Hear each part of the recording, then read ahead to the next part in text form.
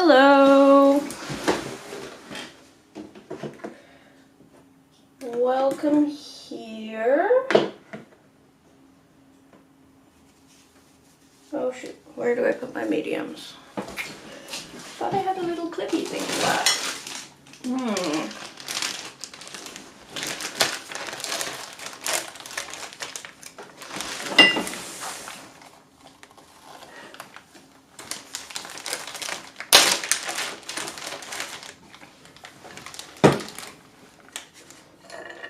Let's move this over. This way. It's thing under my desk. Might need to move that. Okay, how's this? Here we go. What I got?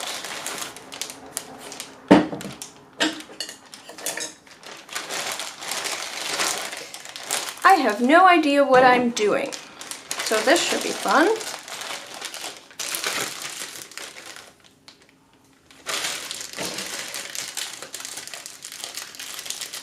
Okay, so I have a collection of mediums here.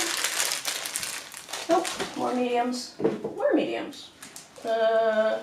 Lots of mediums. Wow. Okay, apparently I don't have much Gam Solid left, so I guess we're gonna have to get more of that.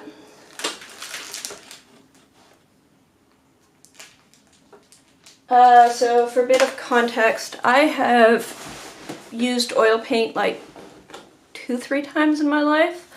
Most recently at a residency the summer before last with a wonderful oil painter who guided me through painting this Alla Prima. So this was a plein air sketch on the Toronto Islands, which was really fun. I was using her materials. Then I got back and ordered a bunch of oil paints for myself to play with and never really got around to using them.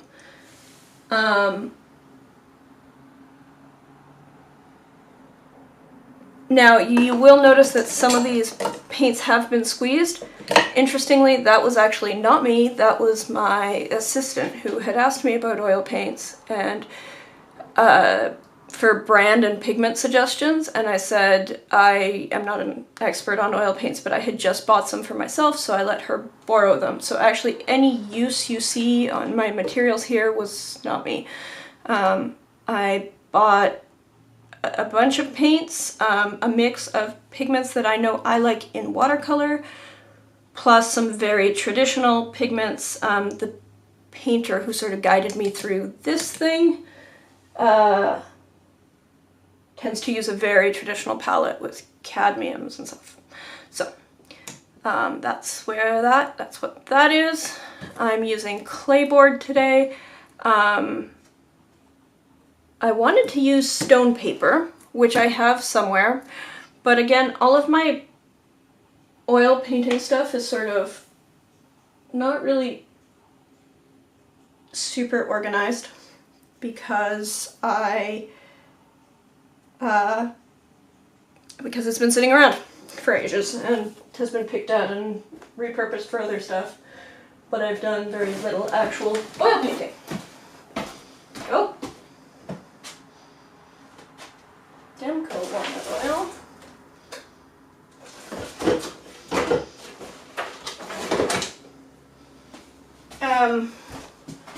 I know I have some bristle brushes somewhere. I seem to have misplaced them. Don't know what I did with those.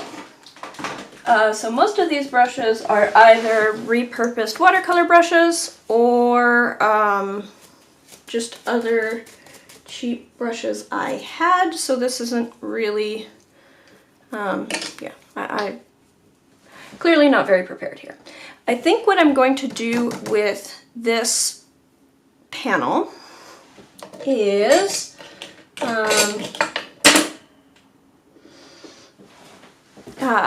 I've been wanting to experiment with some I've been wanting to experiment with subsurface scatter, which I don't think I've really, don't fully understand how it works. So subsurface scatter is what makes under our cheeks and the edges of our ears look a little bit redder. Where our skin is thinner, it's not only present in human skin, but any kind of vegetable like a tomato that has a somewhat translucent skin. Underneath, you'll get the reflected color of the body underneath wherever it's thinner. And so I wanted to try painting something with subsurface scatter. I am not sure what I'm painting. Hi Stephen, I thought you might be interested in this oil painting experiment I'm doing. I also wanted to do something a little bit different, and I'm gonna do an underpainting with fluorescent magenta because it's fun, and I'm definitely not selling this random oil painting. I think I'm gonna try to paint a Alla Prima, just a brain, because I think that'll have a lot of texture and be a good place to experiment with subsurface scattering. And I have some plans for what I'm going to do with this image for a future video. But for now, I just need a subject that I can find image references for and just sort of play with. Because this is just my silly what I do on Fridays. So I'm going to prime this panel with a very, very thin layer of fluorescent magenta. So that's like opera pink, basically. And I thought I might do a little bit of a fun thing and do Indian yellow gold. What's in here? I thought I might do a little bit of a fun thing and Spanish gold ochre. Ooh, okay. And do a mix of it. Oh, sorry. A mix of a traditional, like burnt sienna or burnt umber underpainting. I thought I had a burnt sienna, but I'm not seeing it, so I guess I'll use a burnt umber and this fluorescent pink for my underpainting. As for what I'm using as a palette, this is my lovely marble tray that I use the back of for mulling my watercolor paints. I could use the back of it for mulling oil paints too. But the front I'm going to use for a palette. Okay. And so I had one of those little double cup things. And I will, hey, that's annoying. Clearly I'm gonna need like some paper towel or something. But for now, take this.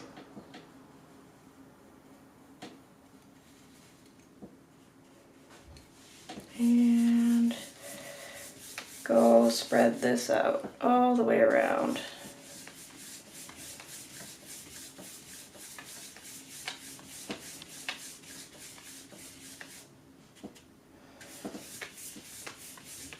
So I'm using quite a bit of oil here, but really I should maybe use a little bit less because I don't want my layers above it to slide, and this is a really slick panel.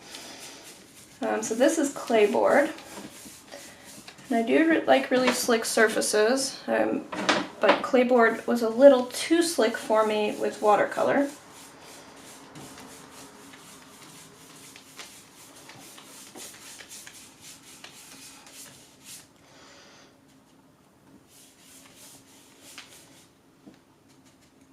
So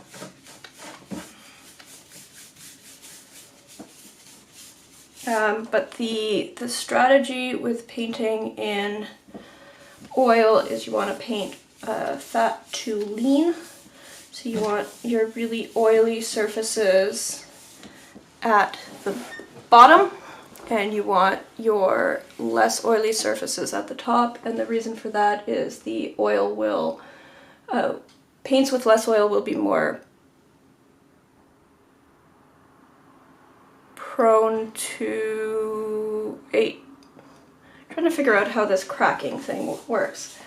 There's a lot of this lore around oil painting, and now speaking to oil painters, I've been told that a lot of it is,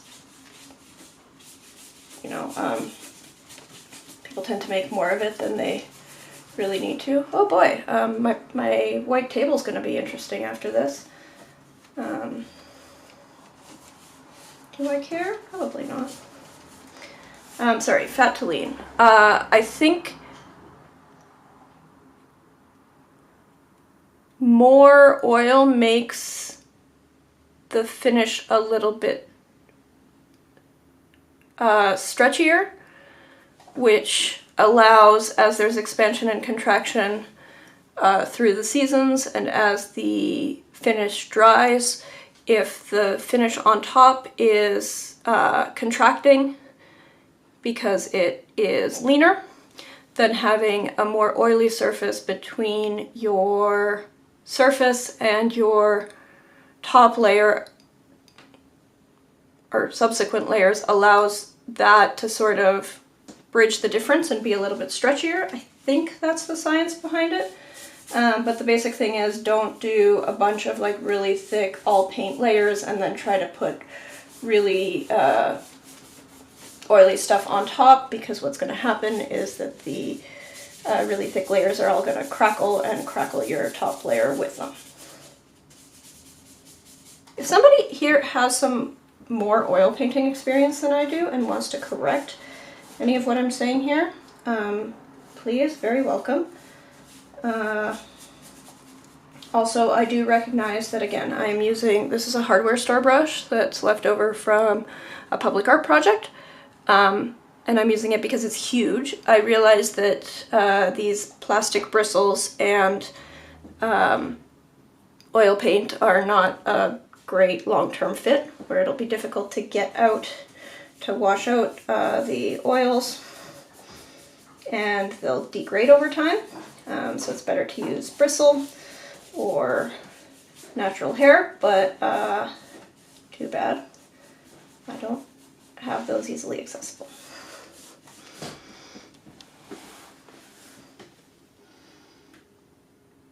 My experience, well, I think that oils have in fact remained more or less the same since then, so that is not a huge issue.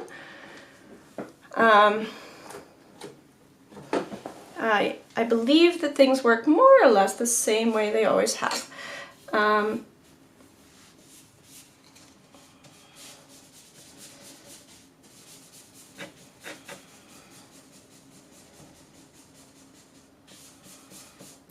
But I totally understand if your memories of the 70s are not the clearest, because I barely remember what I did last week, so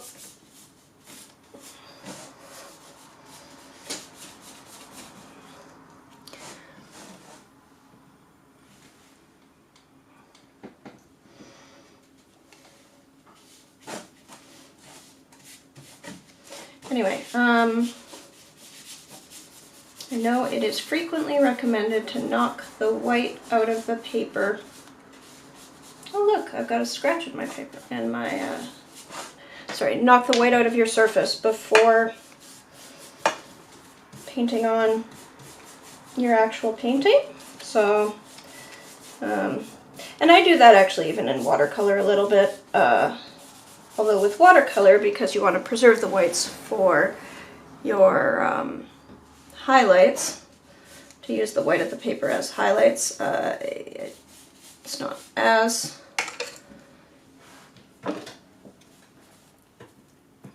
whatever. I do both things. Let's see. Maybe if I put some more. Maybe if I paint directly on here. And what if I try some of this Spanish gold ochre here?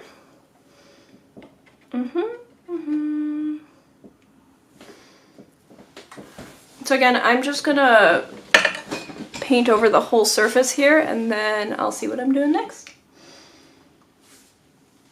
And I also want to try my, this is Azo Green Gold Transparent, so this is PY129, and it works very differently, I think, in oils than watercolor, so I'm looking forward to that.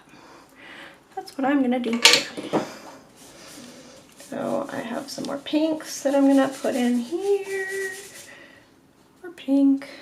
Let's get some more walnut oil.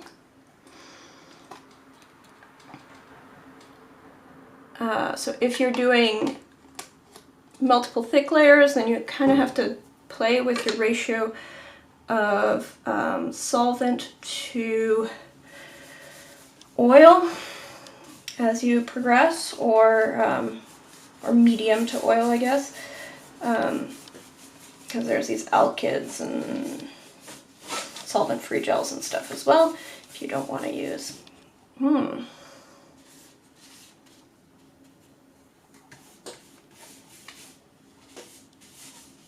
Oh, this is interesting. Okay, very interesting. Very, very, very interesting. Okay. So I'm finding that the browns in this are quite overpowering, which is surprising because that's sort of the opposite of how they behave in watercolor.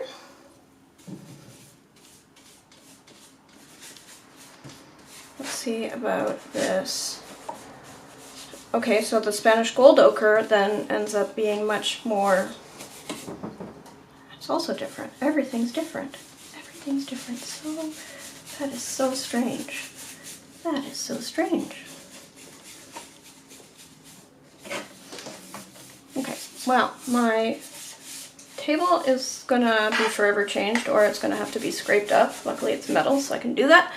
I'm gonna go get a paper towel and maybe a little bit more of this pink here to go over here, and then I'm just gonna wipe this off just to have, so I don't have any thick layer on top.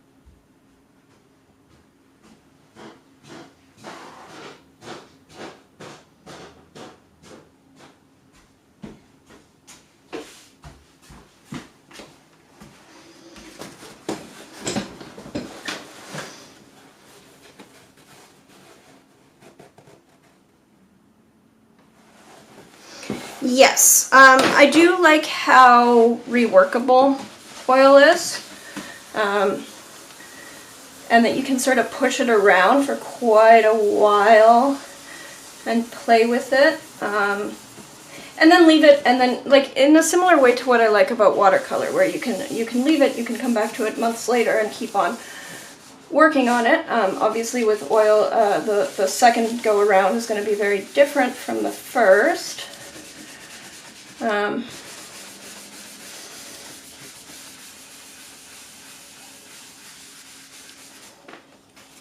Okay. This is really smooth. Quite like it. Anyway,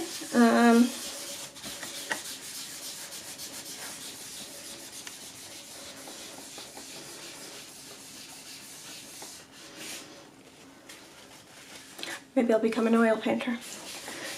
Relaunch my career. Change things up. ADHD made me do it.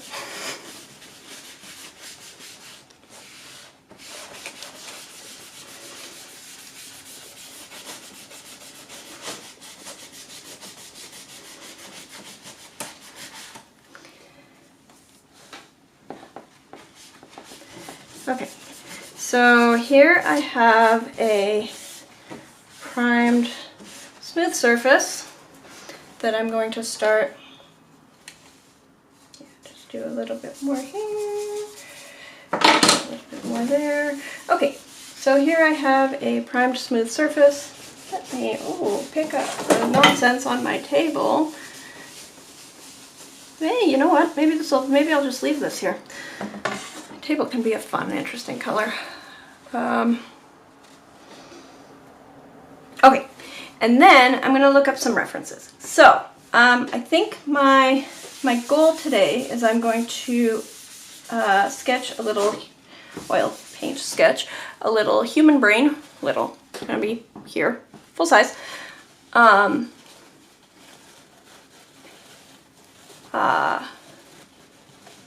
Because I have a use for it in some future videos. So, this is going to be an alla prima sort of rough painting. We'll see if I come back and rework it later, but I'm hoping to get at least one good, you know, sort of locked in layer today that I don't know whether I'll come back and do another pass at, but this should be fun. Okay, so that's my base layer. Now I'm gonna go look up some human brain reference.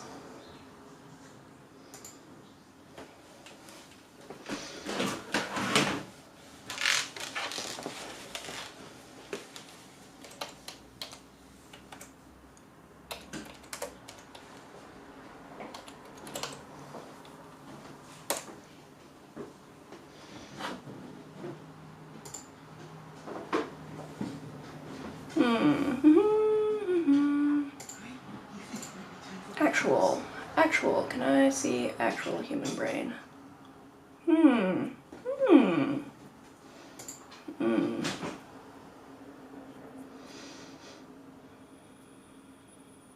Okay, I'm gonna set this, I'm gonna set my palette aside for no, I'm gonna set this aside for a moment, and over here, and get out a sketchbook briefly.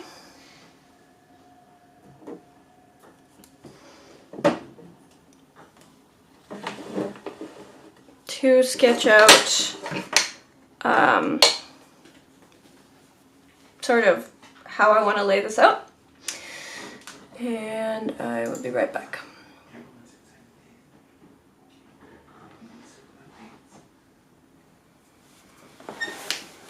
One moment. Wait! No!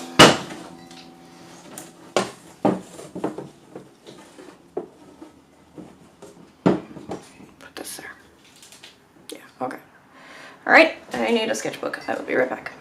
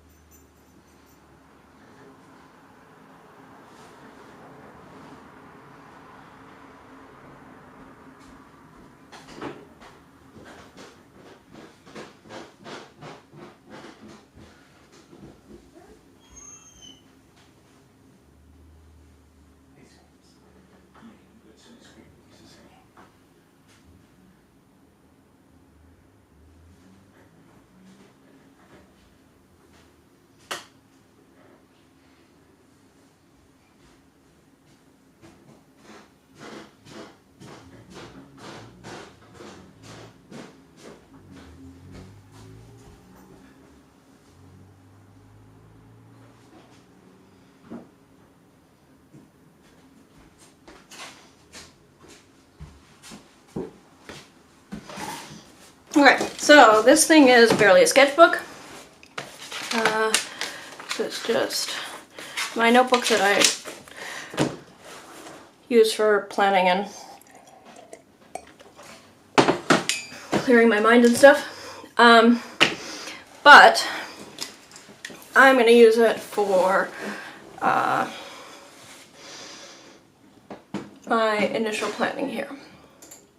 So I want to paint a brain, and I think it would be nice to have it sort of, let's see, isolated on white background. Kind of want it almost like a 3/4 view if I can do that.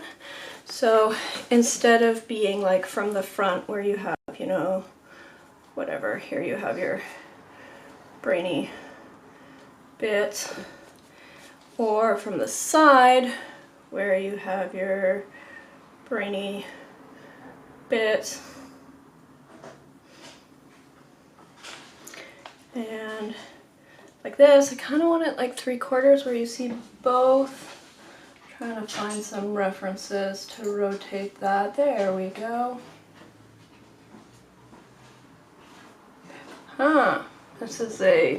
This image, I mean, I'm not really worried about copyright here. I am just using a variety of internet images because I'm not going to be painting anything that's like super recognizable as a specific image from the internet. I am using these as references to understand how a brain looks, not as a reference for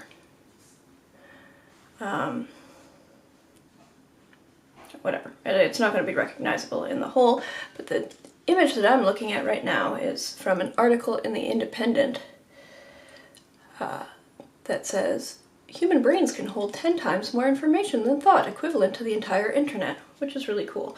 Whatever my brain can hold, what I can recall is not the entire internet. Anyway, so this has this sort of as a 3/4 view.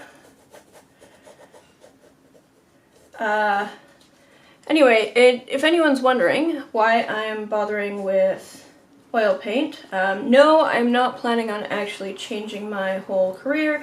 I think I will always probably be a watercolor artist to some extent.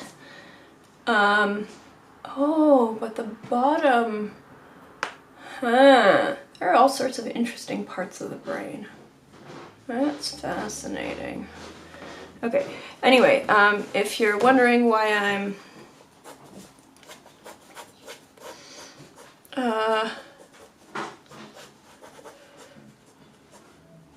bothering with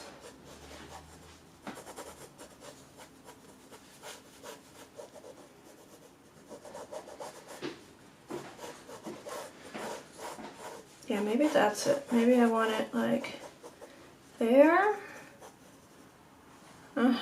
So then I can still get this bit here. Got some weird ridges. The reason why I'm bothering with trying watercolor, of course I've tried watercolor, trying oil paint when I'm happily a watercolor painter, is that I feel like I learned something, like it's a different way to see, it's a different way to approach and break down subjects.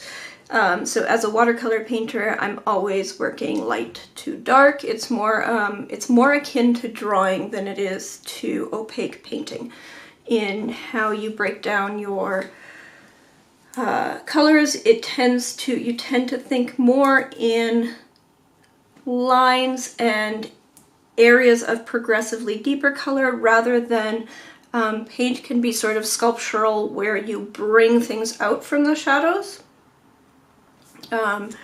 And so it's a little bit backwards, and having both of those skills I think improves your abilities with both, or at least that's what I would like to believe. Yeah, maybe this is a little bit shorter there. Okay, yeah, all right, I'm gonna do that. So then I need to read up on subsurface scattering a little bit, so that I remember all the things that I read. and watched. With apologies, I meant to prepare this all yesterday, but yesterday I had a huge pain flare-up, and I had an application that I needed to get in, so I was only awake for as long as it took me to do my application, and then I went straight back to bed. Subsurface scattering.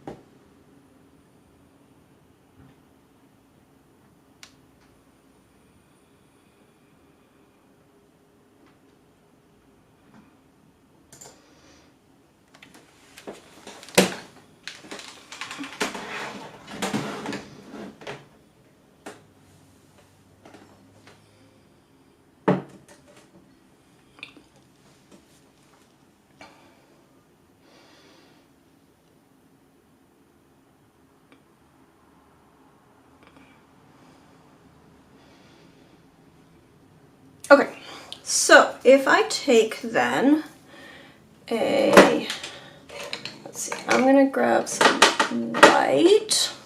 Ugh.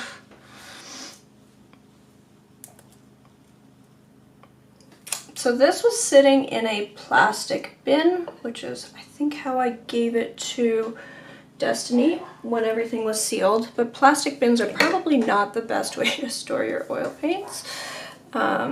I'm gonna need to readjust that. Anyway, my goal here is to have, let's see.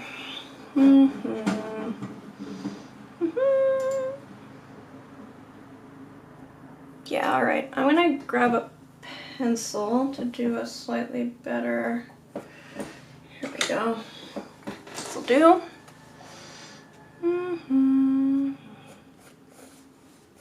So if I have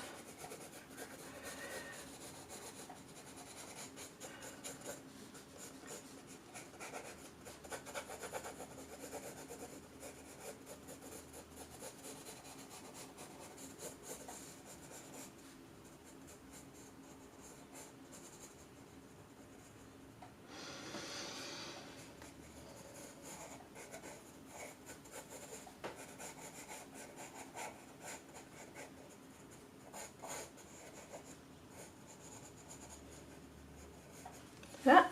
Okay, so then which parts are in shadow? These parts are generally in shadow. And then wherever it gets deeper. So I want that to be in there.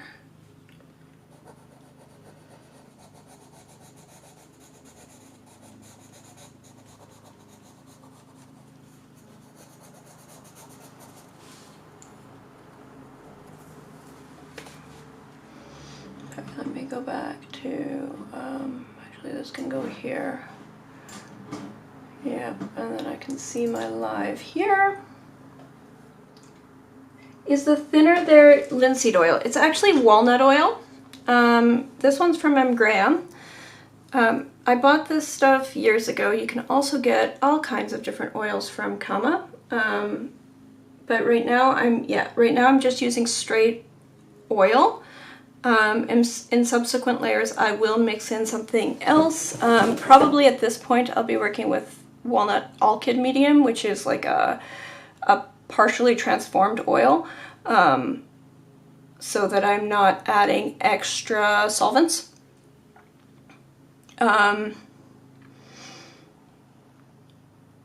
Partially because I don't want to deal with extra solvents, partially because my Gamsol is completely empty, and partially because this is an earlier layer, so if I want to use just straight solvents, I'll use them later.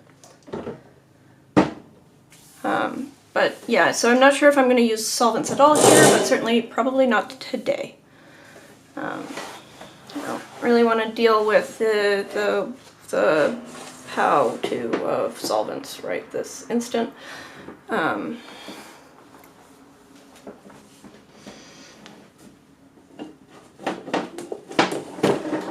I just need to...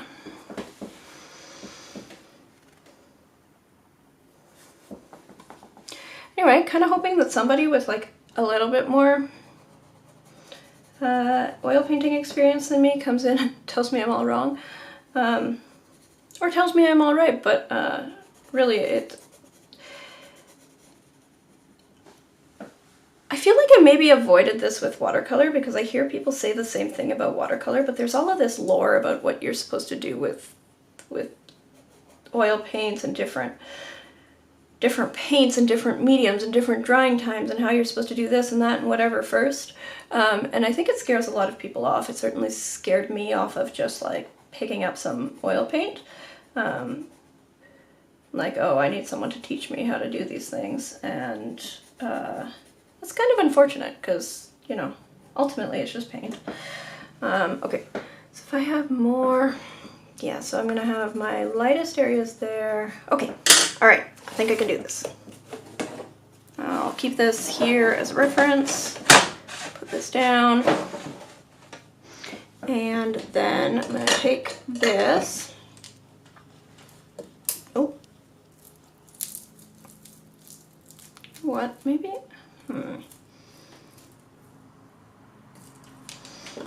Will Gamsol actually clean that up? Like maybe I just want some Gamsol for the brush. I'm gonna need to get more mineral spirits, my goodness.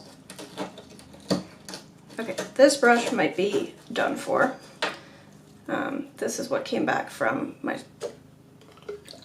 Okay, okay, and now I'm gonna have to deal with spilled solvents. Goodness, okay, that was a bad idea. Let me clean that up, because I can't just have solvents lying around, so I need to clean this up. And then hang this up to spread this out, hang it up to dry.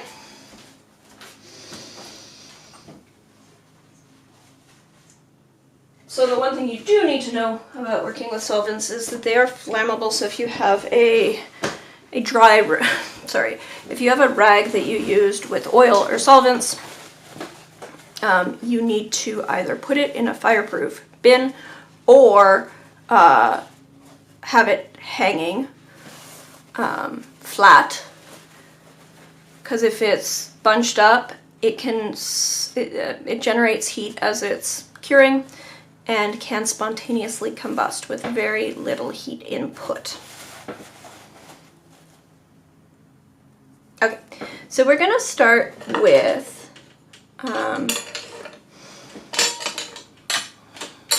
sorry, I need to find something that isn't quite so crunchy of a large brush. This one will do, because that one's just a little bit too crunchy for me.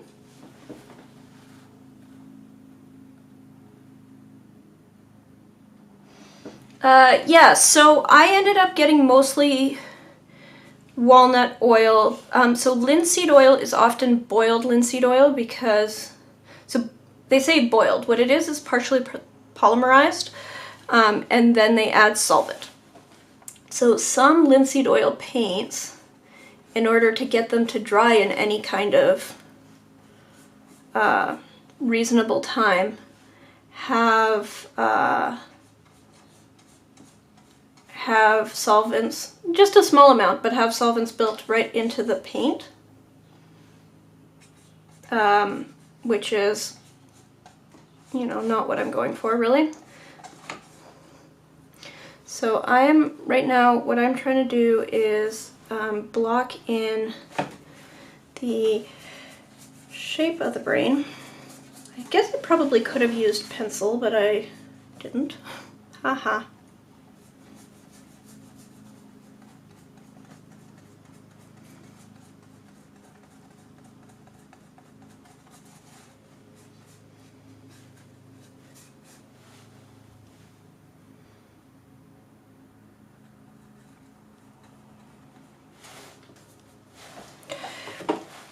I'm going to put a tiny bit more walnut oil here.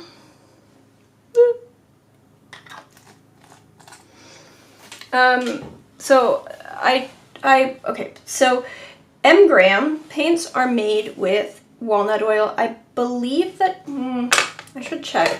I wasn't sure if the Kama were, or I thought I got them because,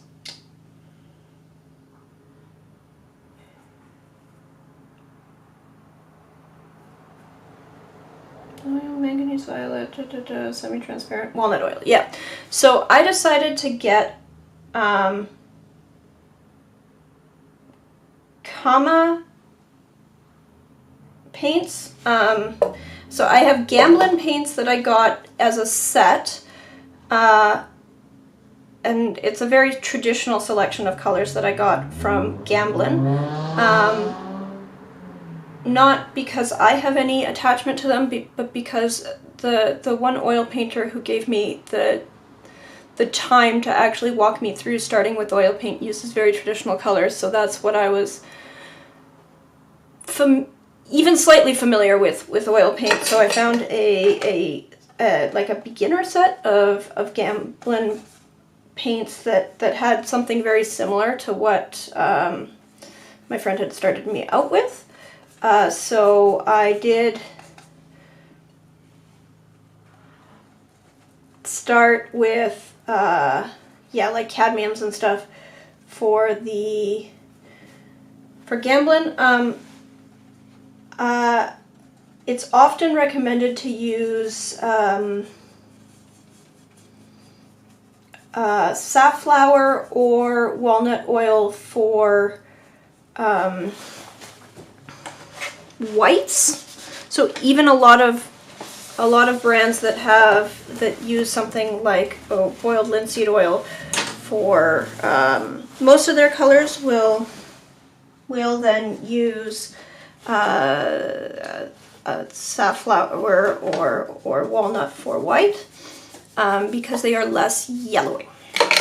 Sorry, I dropped some oil on here and ooh, this is interesting. So when I reapply this and then work it off, look, it leaves a mark.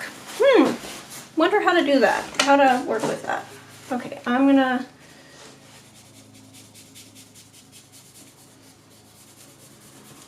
go work that in.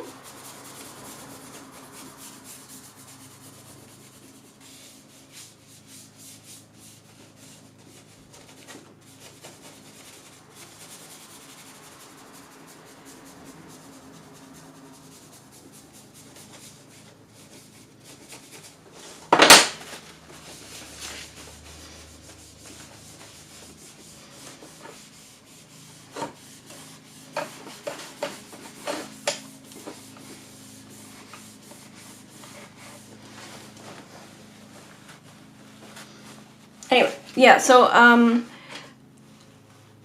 just because I'm that kind of obsessive, I kind of wanted most of my paints to have, like, I wanted to be able to have a selection of things that were sort of all similar oils. There's a variety of oils that are used. I think linseed oil is the most common one, followed by safflower oil and walnut oil. But different brands use different oils. I got some Kama and some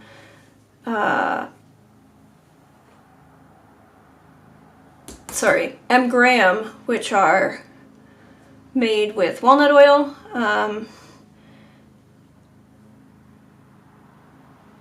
It's supposed to be somewhat less yellowing than, it's a little bit more yellowing, I believe, than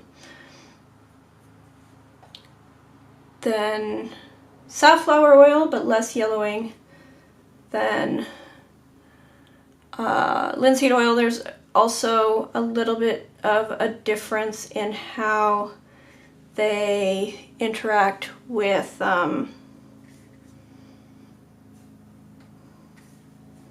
how they interact with, oh my goodness.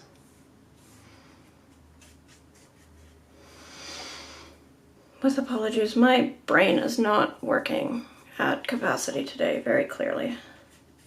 There's a little bit of a difference, what was I saying? There is a little bit of a difference in how they interact with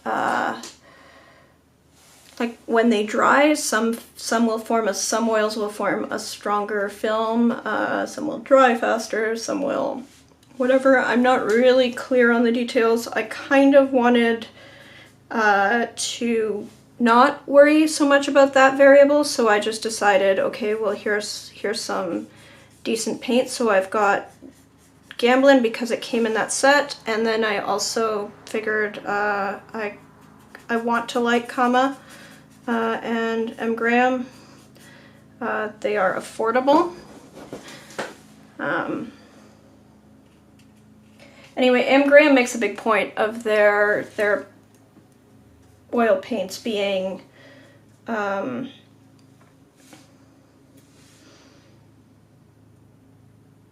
completely non-toxic, you know, they're you know, they have their alkyd medium. You can just like, they have their alkyd medium, which is just partially polymerized walnut oil, I think. Something?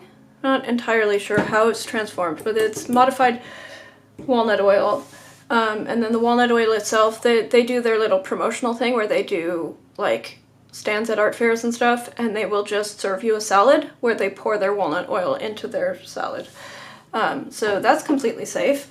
Just don't, you know, leave it in a soaked rag or anything.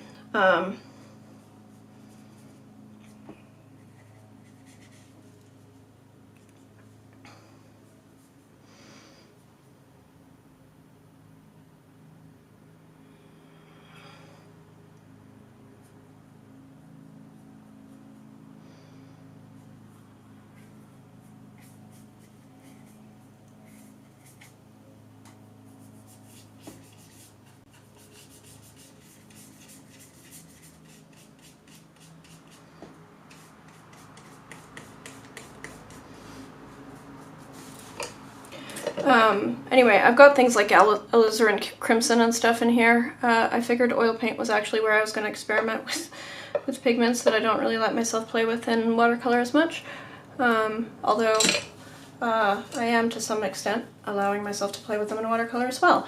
But the truth is, I'm not an oil painter, and I'm not really selling any expensive oil paintings. Not really trying to put oil paintings in museums. So I'm not totally as concerned with light fastness in oil paint as I might be with watercolor. Oh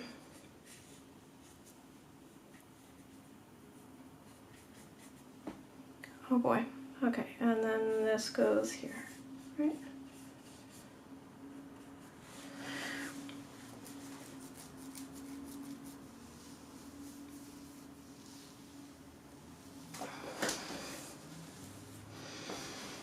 So this is alizarin crimson, which is not light fast in the slightest that I'm using now, but it's such a beautiful glazing color. Why am I using it at the base? I don't know, because I can. Maybe I should try something different. Maybe I should use some of this. Oh, look at this, cadmium red light.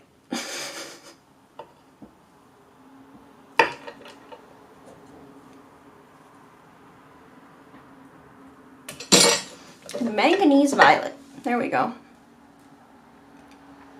I did do a tiny bit of research before just buying a bunch of paints, but maybe not as much as would be, you know, ideal. And I wanted to get a little bit more of the browns. Let's see. Oh, ochre, what's this? Raw sienna. Raw sienna is a good idea. Let's try some raw sienna. How to lay out an oil paint palette. Not like I'm doing it.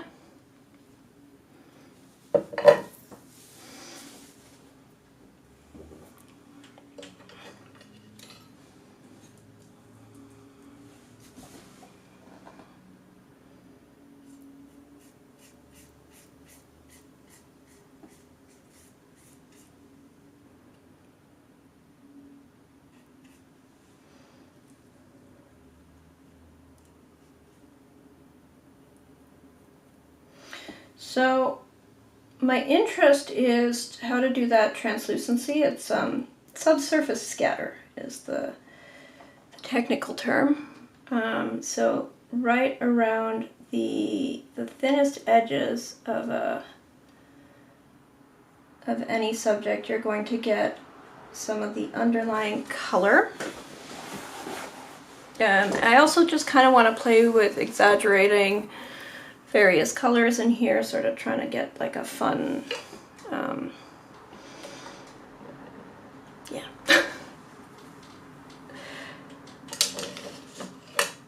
Fun range of color.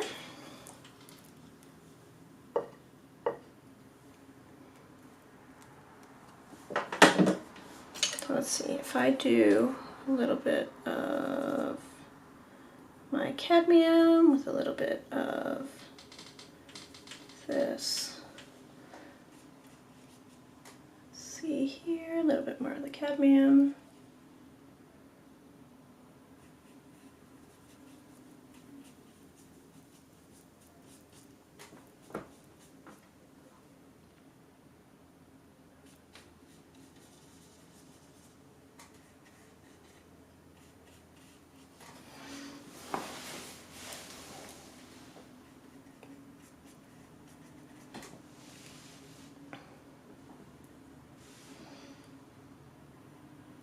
No, let's get a little bit more here. Sorry, I need a little bit more of this in here. Anyway, when I was painting with oil painters, I had a couple of painters painting with me, and they were laughing that it was really obvious that I was a watercolor painter when I was painting in oils. They explained to me a little bit of why. And I'm feeling like that's sort of what I'm doing right now, is I'm clearly not sort of grasping how to see as an oil painter right now. So I'm curious to see how this will, this has too much oil on it. I'm gonna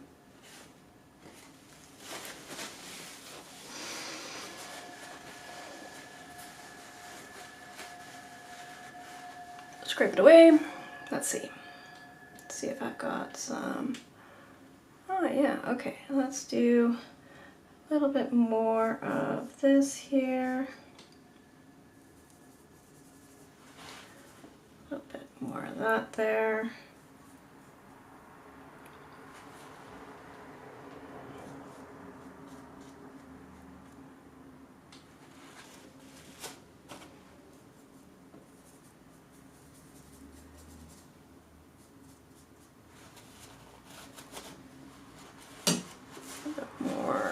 White. Oh, I need more white.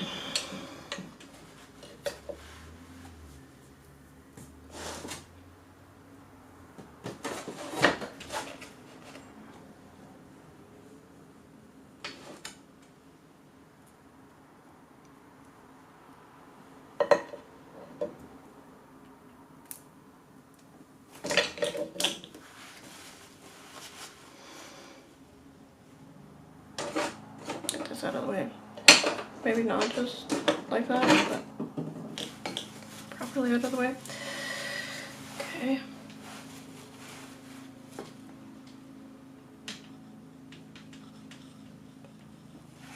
Where'd my little brush I was using? Oh, there we go.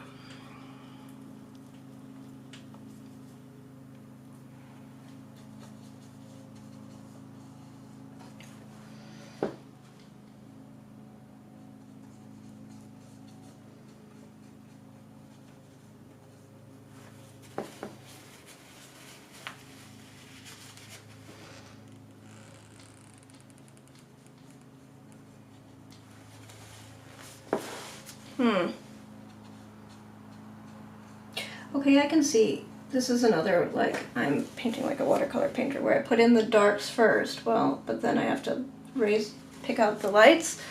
Like, if I was doing more of a sculpting thing, it might be a little bit more balanced in terms of how I'm mixing things around.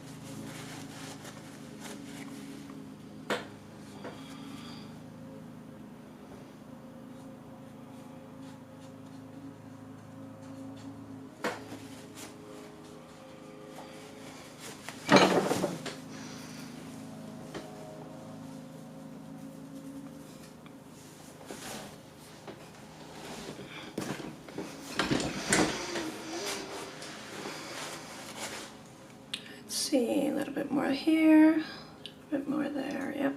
Okay, and then if I take some more here, some more there, and take a little bit more here, let's get some black there, some black in there.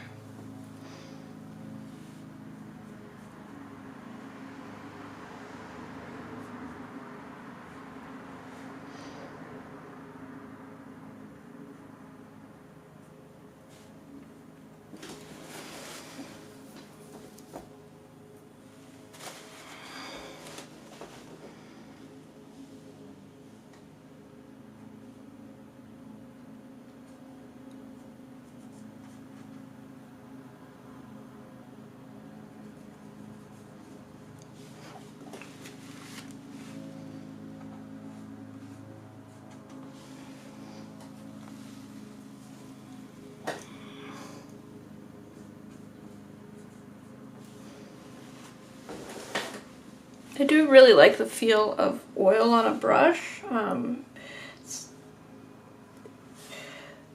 Why I never took to acrylic is it feels like, it looks similar, but it feels completely different. Oil I find feels really nice, and you can push it around, you can add solvents and play with it. Whereas acrylic, once it starts drying, it's like, you know, you're working with, well, plastic. It sort of drags and bunches, and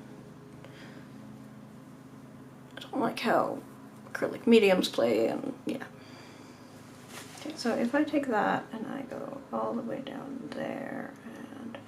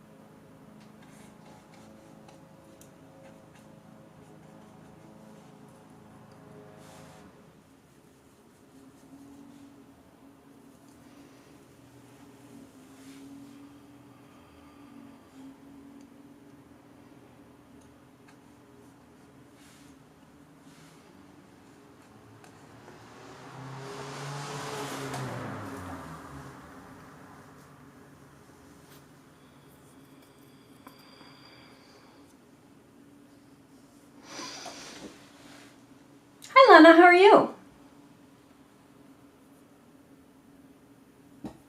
I've been listening, but also do stuff on the side. The brain looks good already. Thank you. I'm having a lot of fun with it. Looking good is, we'll see, but I am finding it lots of fun.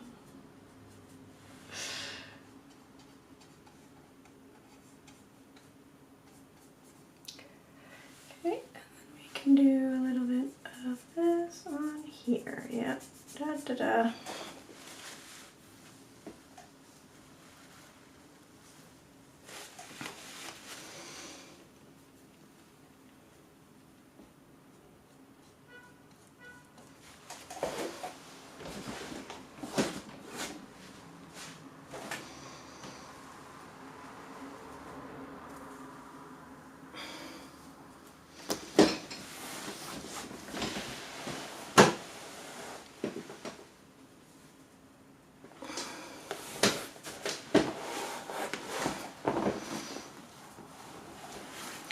Then how do all of these go? Like like this.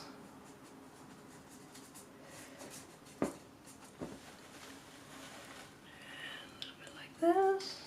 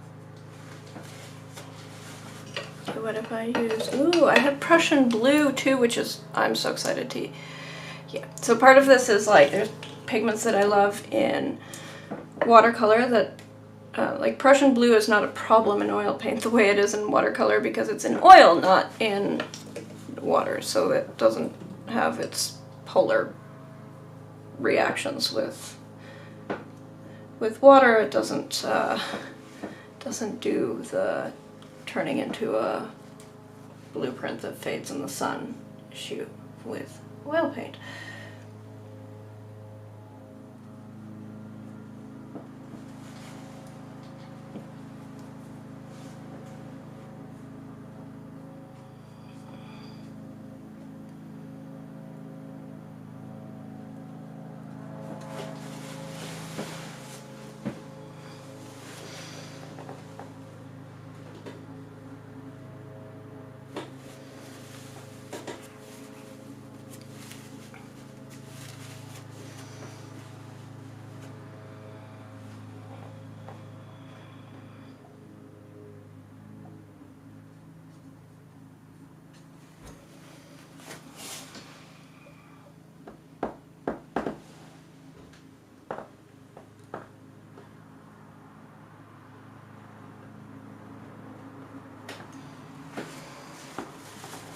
Nope, nope, that's bleeding into this side. Okay, so then I can just lift it off. That is a fun thing about oil paint, is I can just work and rework and rework and rework.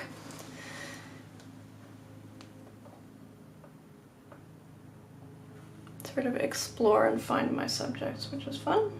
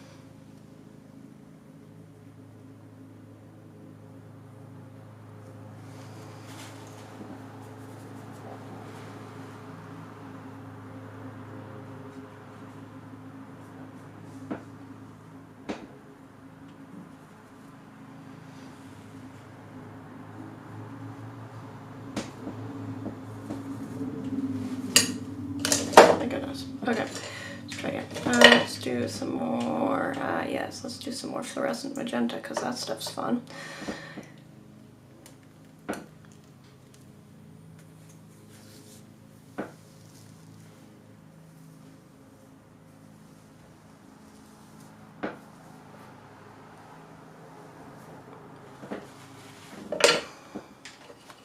And a little bit more of the burnt umber.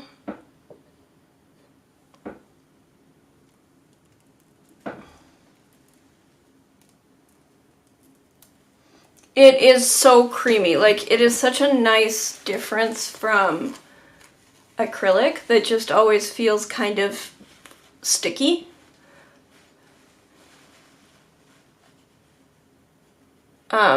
Where oil paint just, yeah.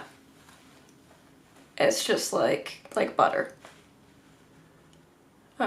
It feels really, really nice on the brush. Yeah, I really enjoy oil paint. I don't know that it's ever going to be my primary thing, because I do also really enjoy the ease and portability of watercolor that oil paint doesn't have, right? Like, first of all, when you have a finished painting, you can't really put something on top of it for several days. So it's not a grab and go thing. There's some like preparation and cleanup that, you know, I like not having to worry about. So I think that watercolor is probably always going to be my primary medium, but I really do enjoy working with oil in a way that I don't enjoy working with, say, acrylic. So as an experiment, this is much more up my alley.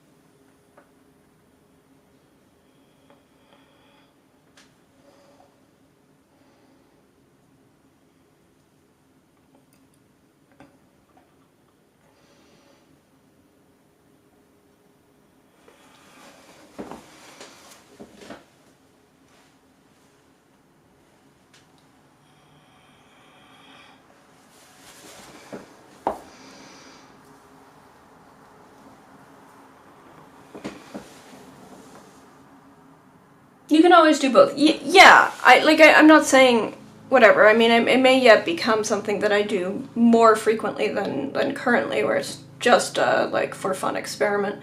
But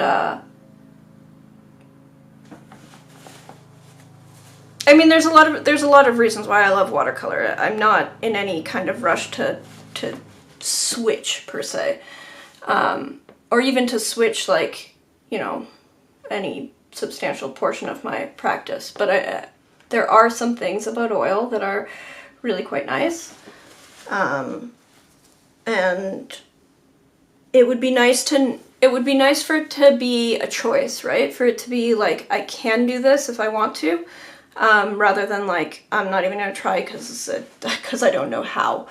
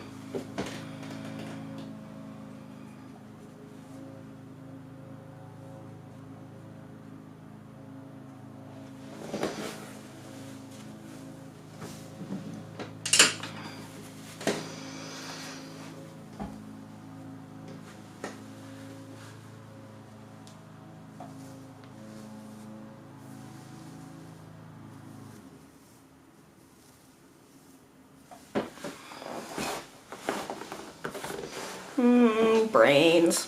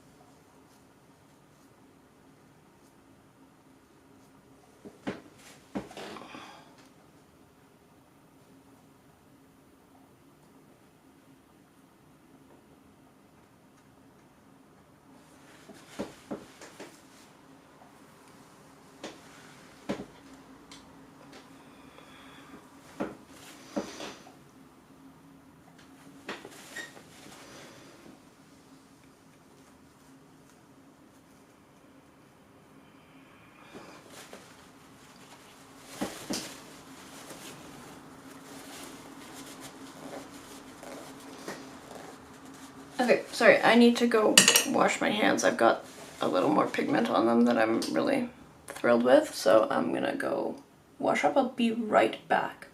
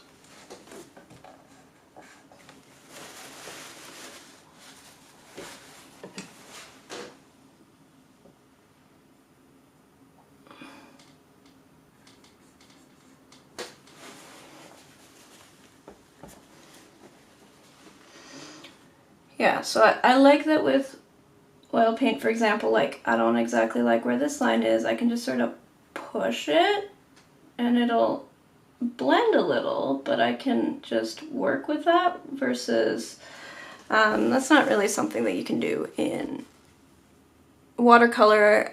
There's also a lot of cases where having the ability to work in more opaque layers would be nice.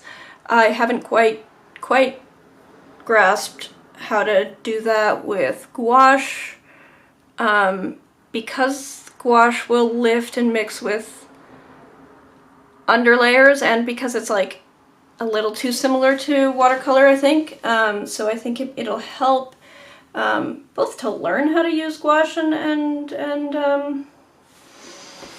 casein and stuff, but also even you know, there are things that maybe want to be painted in oil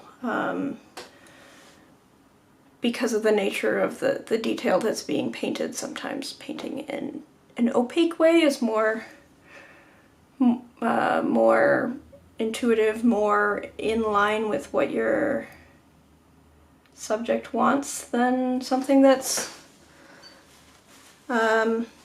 completely transparent, or vice versa, right? But yeah, but having both, having the knowledge of both and being able to make those choices rather than just, you know, forcing yourself to work in a certain way because you don't know the alternatives.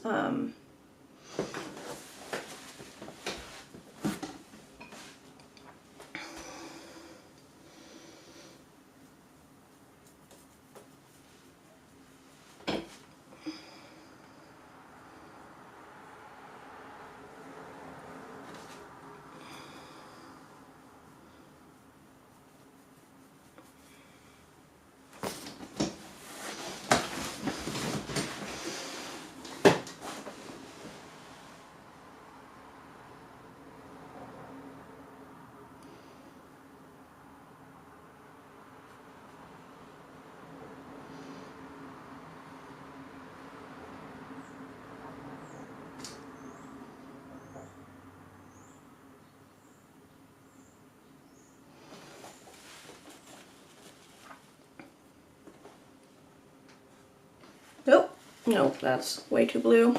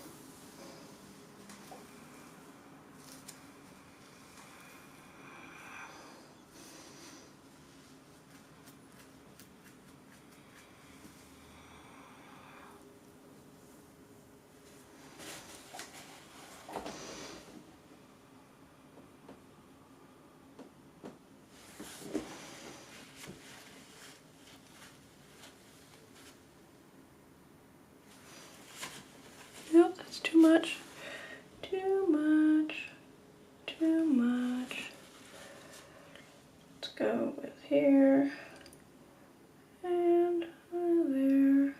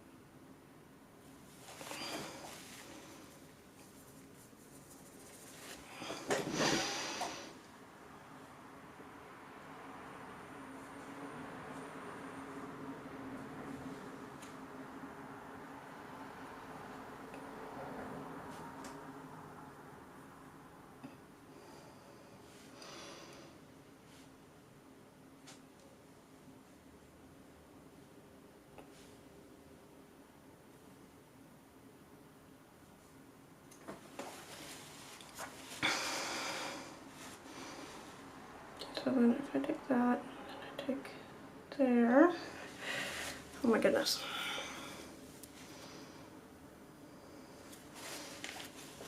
Then this.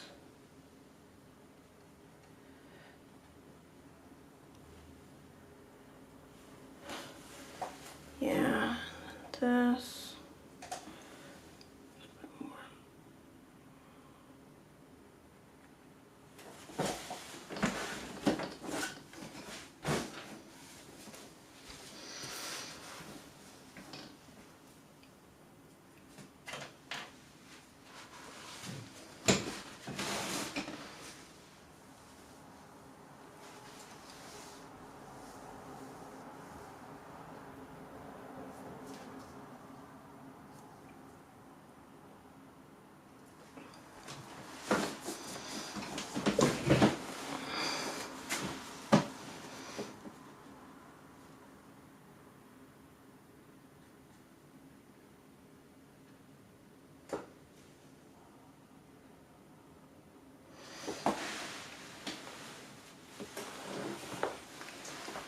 Okay, and then if I take another one of these, ta-da!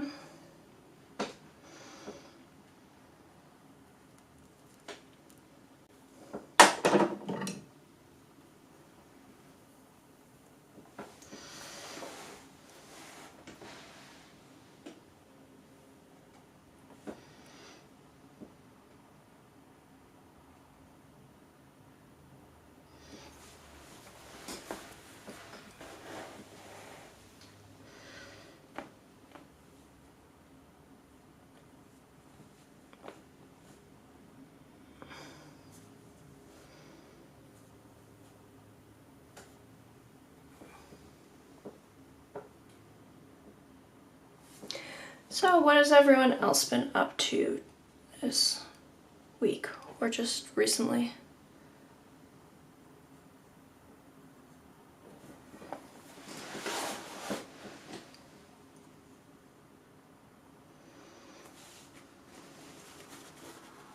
See, I was hoping after the election locally that I had some things that I was hoping to take up with my local representative, but I was confident that we were going to have a green representative, and then some people did some strategic voting backwards, and it turns out a bunch of my neighbors are assholes, and now I have a conservative representative, which the majority of the riding is not very happy about. And that's likely to be the case for a long while, so unfortunately all my lovely transit activism and disability activism isn't really gonna go anywhere. Plein air, April. Are you in the UK? No, I'm in Canada.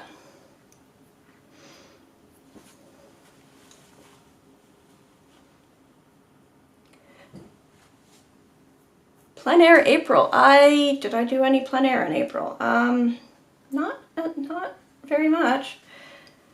I guess I kind of missed that.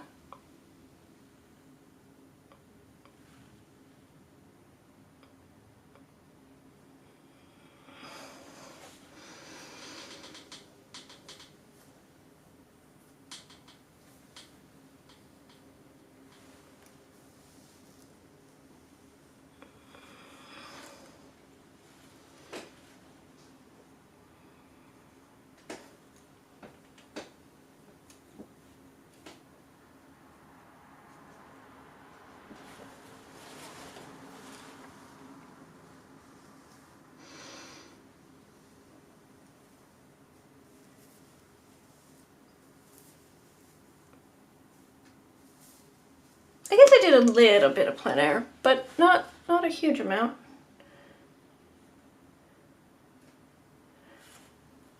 I do have plans to do more plein air later on in the year though.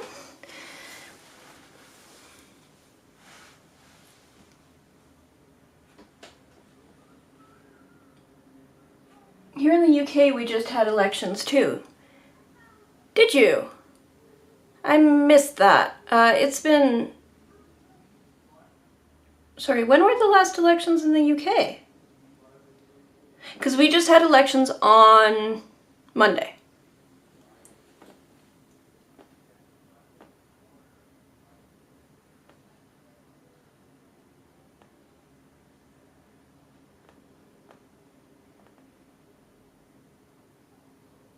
General election. Yeah, I mean, ours was a general as well. I mean, actually, we had... Where I am, we had both a provincial election and then a general federal election back to back within 2 months. Here are like local ones.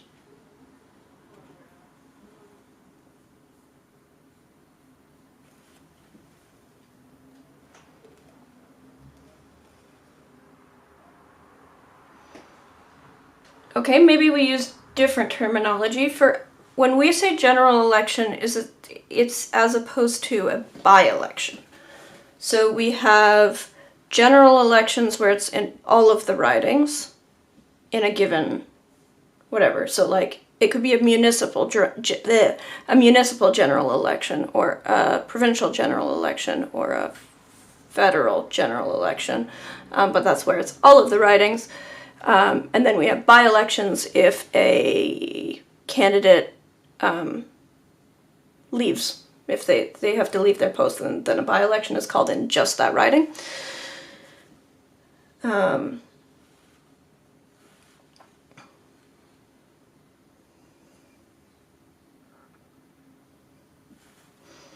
But I think our system is, I mean, it's certainly based on the British system. There's like a few things that have changed over the years, so we're not quite identical, but and the names of our parties are maybe a little bit different in cases, but it is our parliamentary system is based directly on the British parliamentary system, so.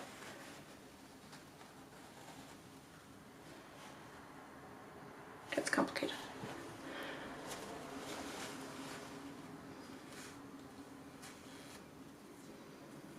I know that Australia, I think they just had their election either is today or it was yesterday, but it's like this week as well. It was supposed to be right after the Canadian one. And they are facing the same sort of issues as we have all over the world.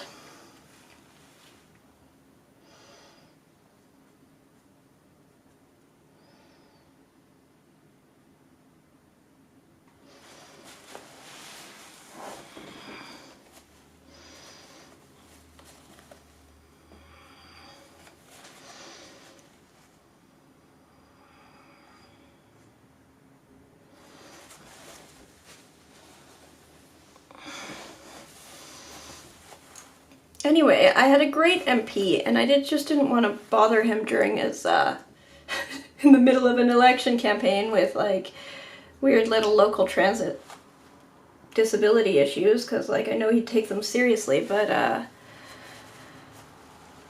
whatever, priorities. But then, unfortunately, now I've got a Conservative MP for the next little while. I didn't know there was that many Conservatives in my riding. Apparently they all turned out.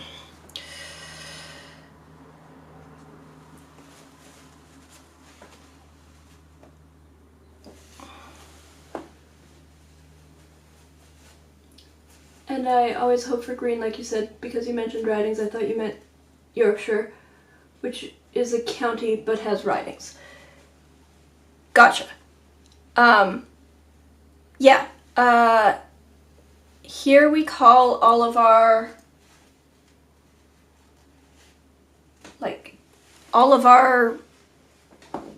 representatives, they represent ridings. So, our country is divided into 300 and, what was it, 43, 46 ridings. And then each riding elects their representative. The party with the most elected representatives forms the government. If they have a majority of the seats, then they just automatically form the government. If they don't have a majority of the seats, then they have to, then they're subject to, like, they can be voted out by another party in a vote of non-confidence, so then they have to make an agreement with other parties. Technically, it would be possible in some elections if there were, like, if there was a three-way split, it would be possible for it would be possible for multiple parties who, you know, say it came in second and third but are more closely aligned to form the government. This hasn't happened in Canadian politics because our first past the post system sort of forces parties to sort that out before the election. Because a party that has a solid 15% of the vote is never going to get elected anywhere. So a bunch of parties that have, like, broad support will tend to join up. And so then you end up with something more akin to a two-party system. With a few other little parties that tend to elect very few members, like the Green Party and the NDP. In this election, the smaller parties got completely wiped out in Canada because we are facing some sovereignty threats. So most of the, I guess, more left-leaning parties united behind the centrist Liberals in order to ensure that they would win, because the Conservative leader has been very Trump-like. So even people who would you know, otherwise not necessarily object as strongly to there being a conservative government in general, don't want a Trump-like leader when Trump is threatening our sovereignty. So, so we kind of lost a lot of representation in the smaller parties, which is absolutely, that was expected, that was reflected in all the polls. What was not super reflected in all the polls was my specific riding, which was one of two that had a Green MP. The Green MP was extremely popular So it was generally understood by anyone who understands politics that he was the strategic choice to beat the Conservatives. However, not everyone is very well informed about politics, so the Liberal who didn't run a campaign in our riding got enough votes to peel off support and elect a Conservative in this riding, which is deeply unpopular because this is very, very much not a Conservative riding. But that third of people who voted Conservative, yeah, first past the post has its downsides.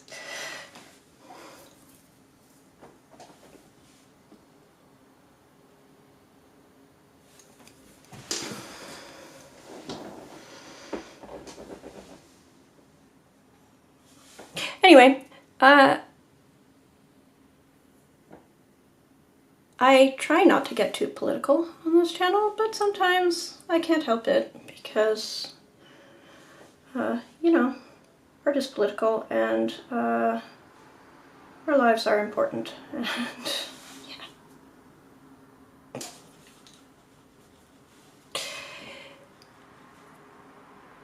But also this just put a little bit of a, you know, rethink what I'm doing in the next little while, because it won't be working directly with my MP to change things on a local level, since I am 100% sure that my new MP is not at all interested.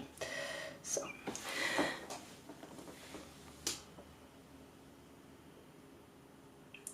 we still have great provincial and municipal representation here, so I can work with those people, but yeah.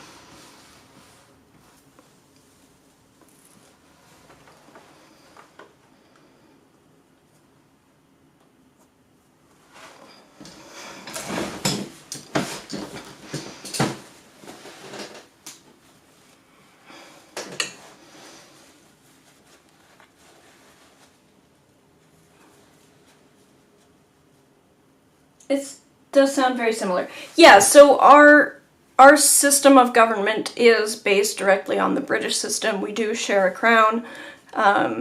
So when Canada went from being a colony to a dominion, we got a parliament. When we went from being a dominion to a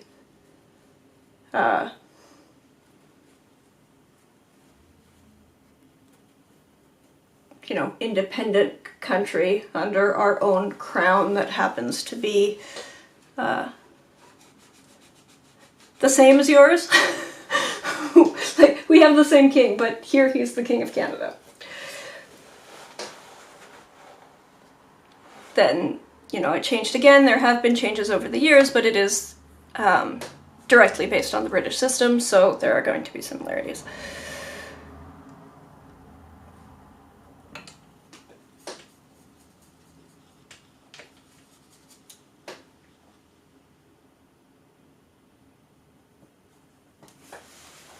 Oh, it's a little too green. Let's get a little bit more of this guy.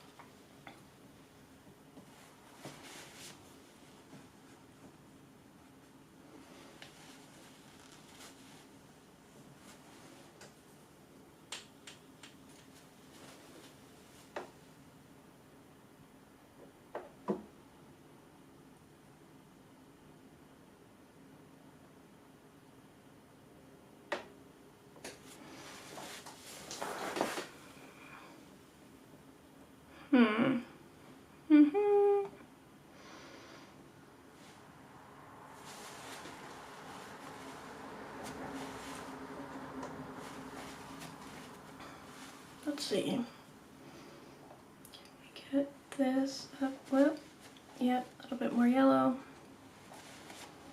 A little bit more this, a bit more of that. And there we go, in here. There.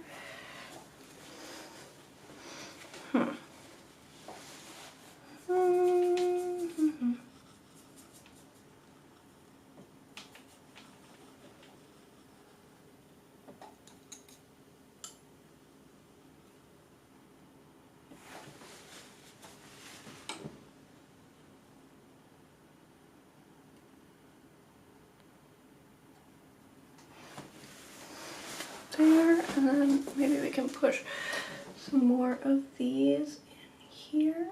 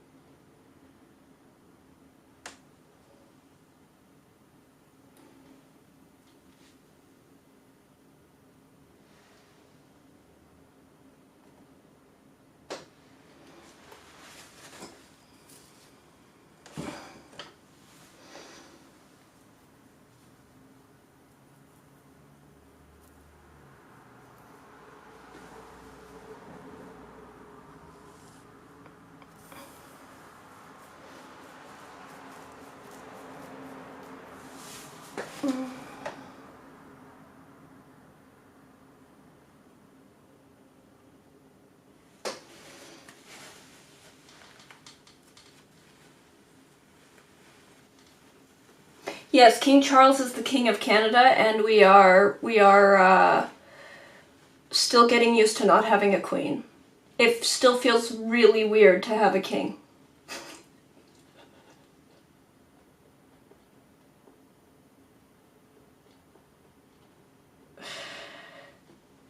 I imagine that's the same throughout all of the Commonwealth, but yeah, King Charles is the king of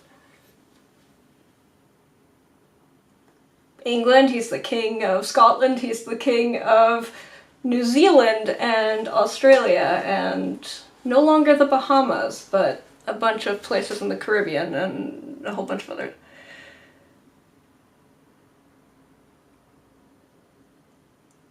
He's not king here, but it feels weird to think. It's just very strange. Like, I've lived in technically a monarchy my whole life.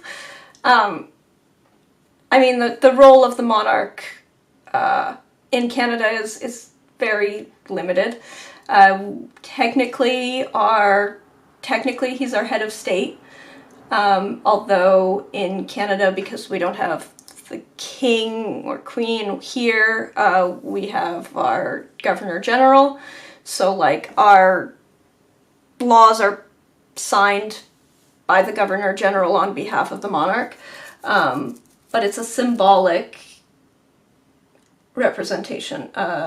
Neither the king nor the governor general will really say anything, do anything without the direction of Parliament. So, you know, we're a monarchy, sort of. But man, does it ever feel weird to have a king? Like, I thought we were past that. We have a queen, right? Like, that's how it works. I've had a queen my whole life. But yeah, no, we have a king.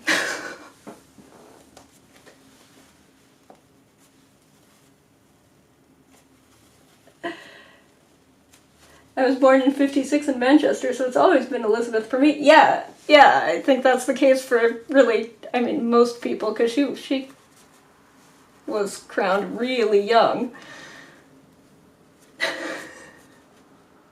So strange. So strange.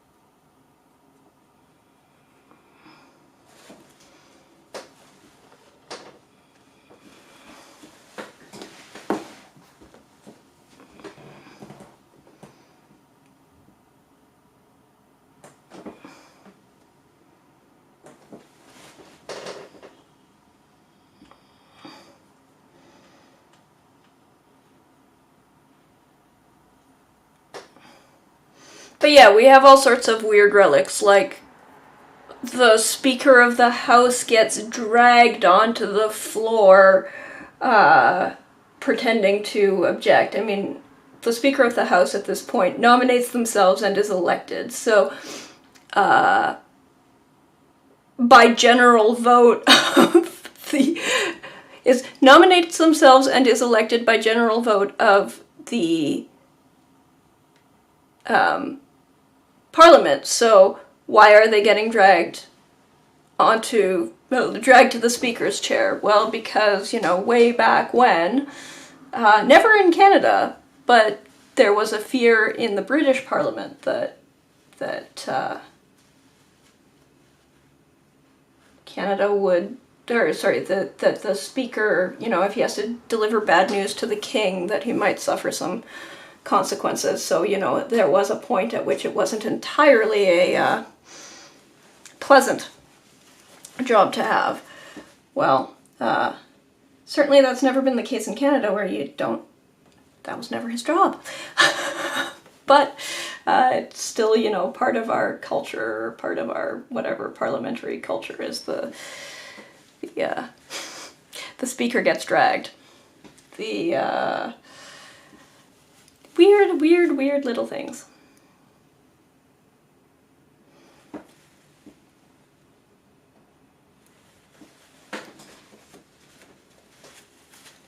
Okay, I'm gonna add some more of this here.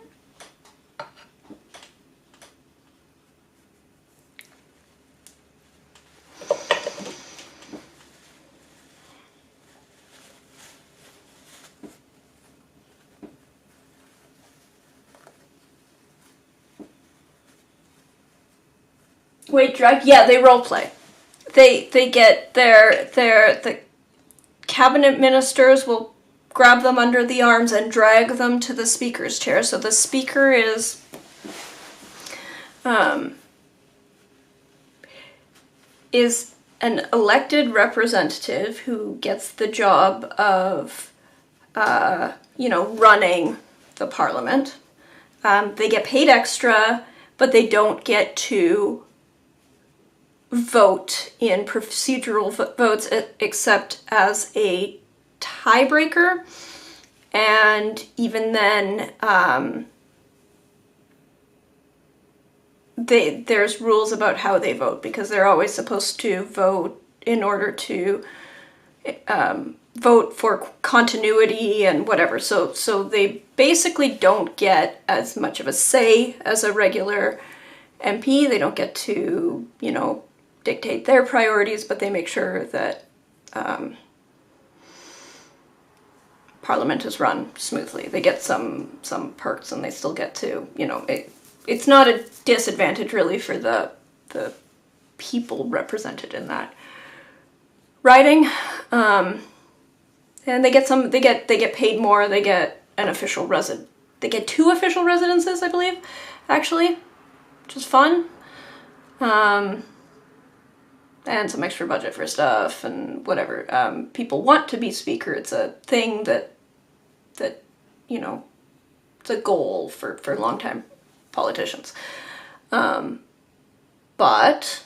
the tradition is the speaker in both Britain and Canada gets dragged to the speaker's chair. And so they roleplay. They pretend. The finance minister gets new shoes when they deliver the budget. I didn't know that. Is there also a fancy stick or something in the parliament to represent the king, queen, or is it the UK? A fancy stick. I don't know about a fancy stick. Probably. I mean, there's all sorts of things. We don't wear wigs. Like there's no wigs in the Canadian Parliament. So some relics are relics, but some things have gone by the wayside. But we do have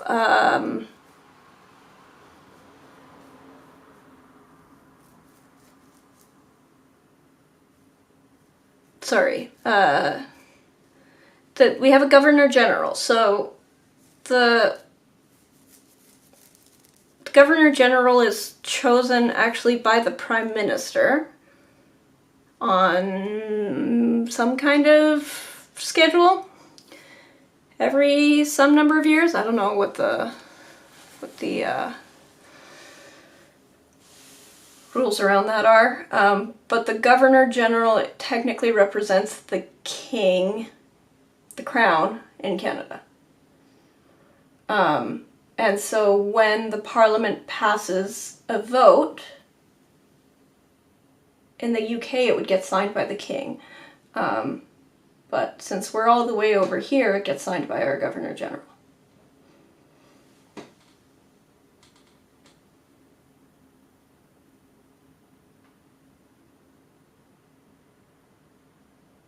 There probably is wigs, just not the fancy ones that look like dead squirrels. Well, no, like in Canadian Parliament, I mean, maybe somebody's wearing a wig, but it is by no means required by any kind of tradition in the Canadian Parliament. Canadian Parliament is, people wear whatever regular hair they usually wear, whatever kind of headgear is usually on their head. So for some people that's a turban. And maybe for some people it's a wig, but it's not, wearing a wig is not part of parliamentary procedure.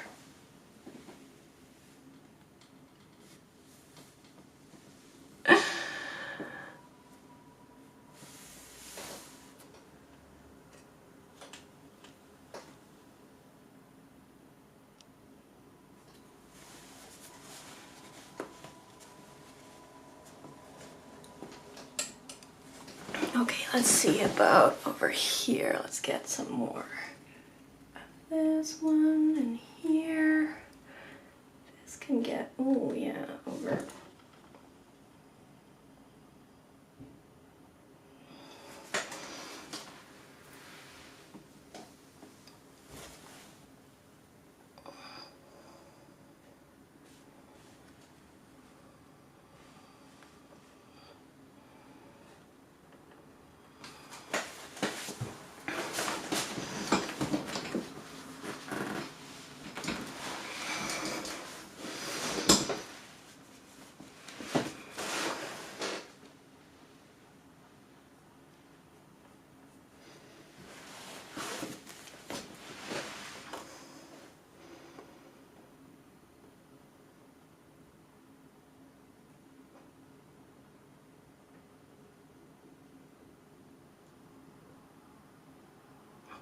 We have a King's Privy Council, just like in the UK.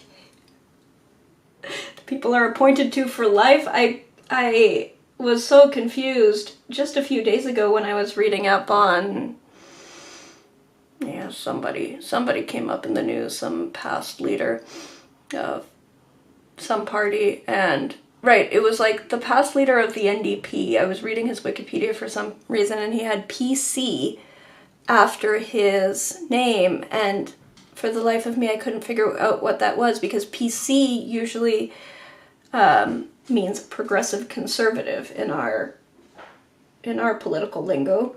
Like, what the heck is PC? Oh no, it's Privy Council, because he was appointed to Privy Council. Oh, I see, okay. There's apparently a lifetime appointment, so that's also fun.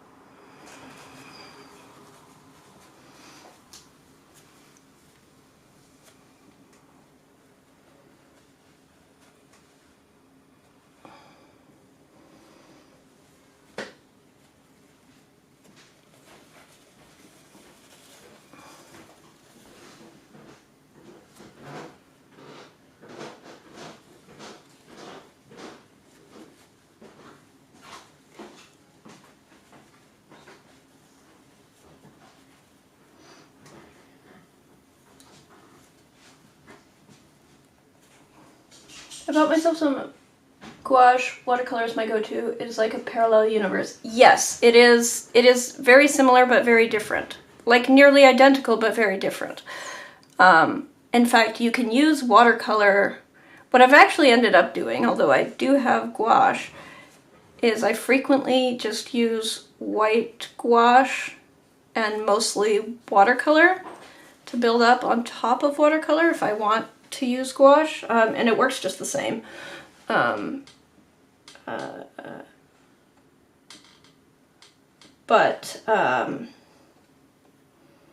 Yes, it's this completely different world about like how you're working with the paint and where you're, what order you paint things in and how you see things. That I'm still very much getting used to. And yeah, oil is kind of like that, but more so. I mean, well, maybe. In some ways it's actually more similar to watercolor.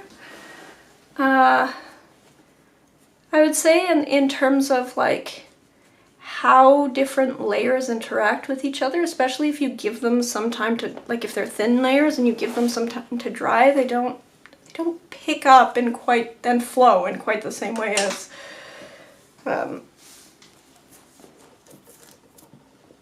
gouache. So in some ways it's like actually more familiar, which is weird. All of this is weird.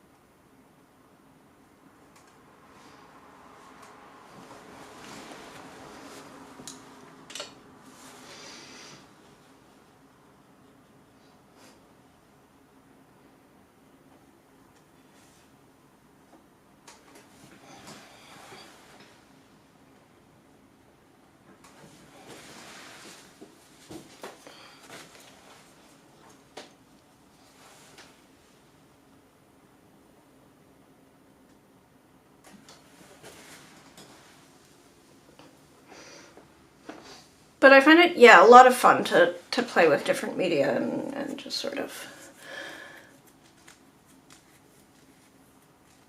see how it changes how you see things and how you approach things, and I think you come back stronger from playing with different things, even if you end up just going straight back to your comfort zone.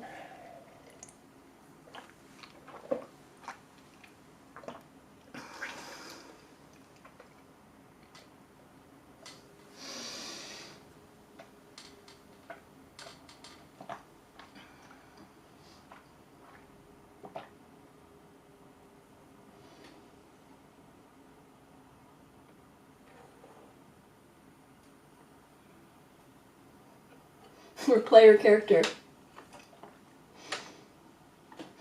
Oh, the other funny thing I found out, I guess I knew, but it has been so long, in my childhood, so now there is one Conservative Party in Canada, which is part of why the Conservative Party gained so much support, even though their leader was running a campaign of copying Trump, which was very unpopular.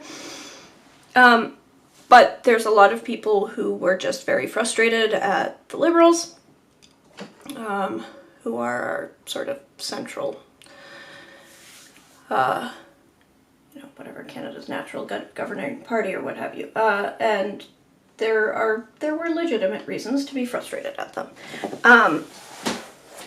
But if you wanted to vote for someone who wasn't the Liberals and wasn't further left, there really was one party in most ridings, and that was the Conservative Party, the United Conservative Party. There used to be two. There was a Reform Party that was very, very, socially conservative, and then the Progressive Conservative Party, that was, Red Tories. More centrist, more socially progressive, fiscally conservative, and they joined up because when they had two separate parties, they would always split the vote and never form the government, and so it would always be the Liberals forming the government. So they joined those two parties and initially tried to call themselves the Reform Alliance. But the problem is, then they became the Canadian Reform Alliance Party, which Canadian Reform Alliance Party spells crap as an acronym. And so the crap party didn't last very long before they renamed themselves the Conservative Party.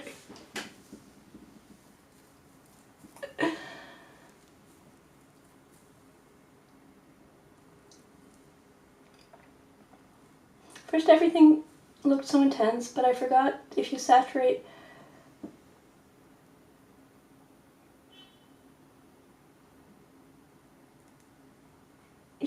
with whites, so you wash the light and yes, there's an artist, what's his name, Justin Donaldson, who runs a really good gouache course, that really helped me understand how to layer with gouache. I guess it depends a little bit on what you're trying to achieve, but as far as layering and mixing, if you're not just trying to paint blocks of solid color, there are different approaches to layering and mixing gouache, which I have far from mastered, but definitely there's one of my key takeaways is that it's not an and or a oh, here's watercolor and here's gouache. It's more of a spectrum, and you can sort of approach your you're painting, you know, in a combination of ways where you start with transparent washes and build up color in some ways that way, and then you add areas that have more of a an opaque gouache approach. And you can also do the thing in reverse where you knock out the whites with a background like similar to what I've done here. And then you paint in your saturated whites in places to bring out your highlights, and then you work in more transparent washes elsewhere. So it's definitely something that you can sort of mix and match. And there's a lot of technique to it that I've definitely not mastered, and I'm not, you know, not the one to teach you, but there's a lot you can do with gouache. And definitely that's I think part of my goal here is just, yeah, like, for people, like, I know that people who are used to oil painting find gouache a little bit more friendly than watercolor.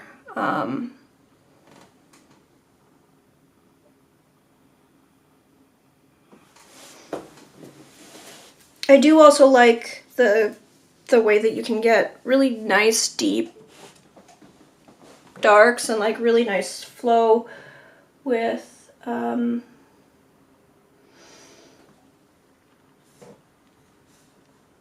with oil paint. That is a little bit tricky, or I found a little bit tricky with gouache.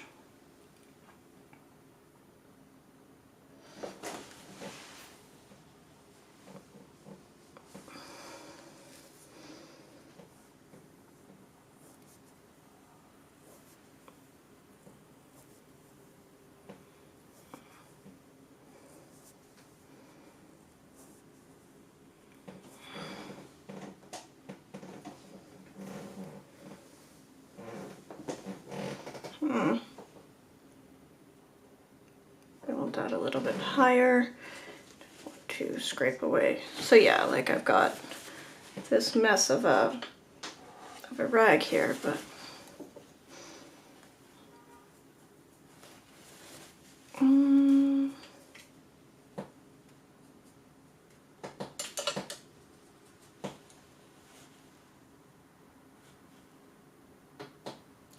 a bit more of that, more there, and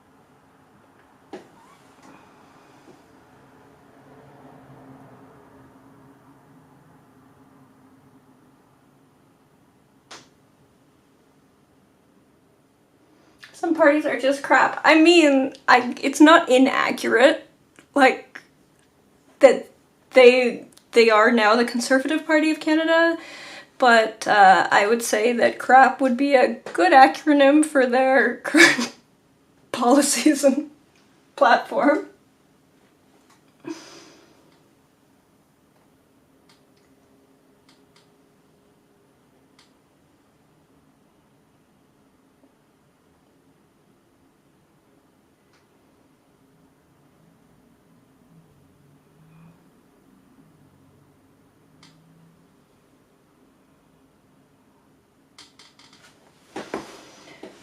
Speaking of lifting, I tried my Mary Blue and even staining colors are lifting so well it confuses me. Huh. I don't have... This is the new My Mary Blue? Sorry, I just...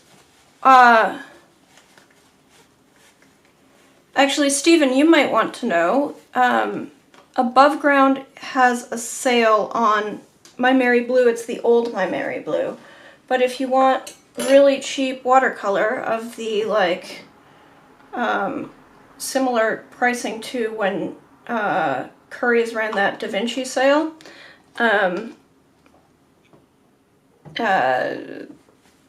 yeah, Above Ground bought up a stock of My Mary Blue, the old stuff, and they're selling it off at like $6 a tube for the big tubes, so it's really quite nice. I didn't get any because I don't need more paint. It's a very strange, like, it was very strange to work through that. As I was sitting there in the shop like, oh, such a great deal. Like, I don't need more paint. Stop it, Lee. Stop it. You don't need this.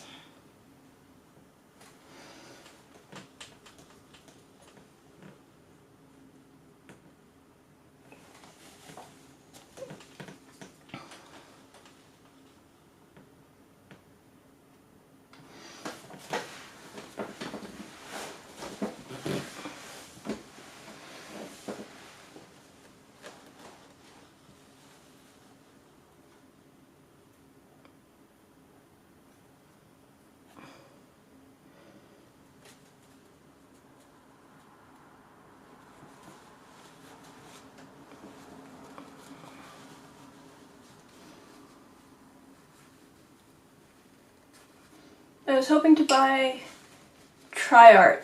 Yes, Lana, did you end up TriArt sent you their paints? Did you get a chance to try them?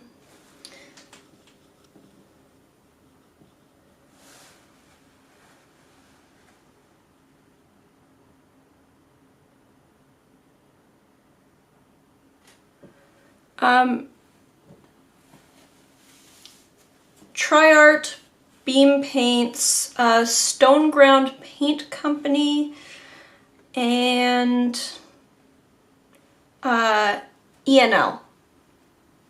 ENL is... what is it short for? I forget. But yeah, those are the... There's not very many Canadian paint companies. Like, I mean, I know I just listed a bunch, but they're all small. For oil paint, you can get Kama, they actually make their own, or you can get Kama pigments and mix them yourself, which is, you know, not the hardest thing in the world, but kind of a pain in the butt for some pigments.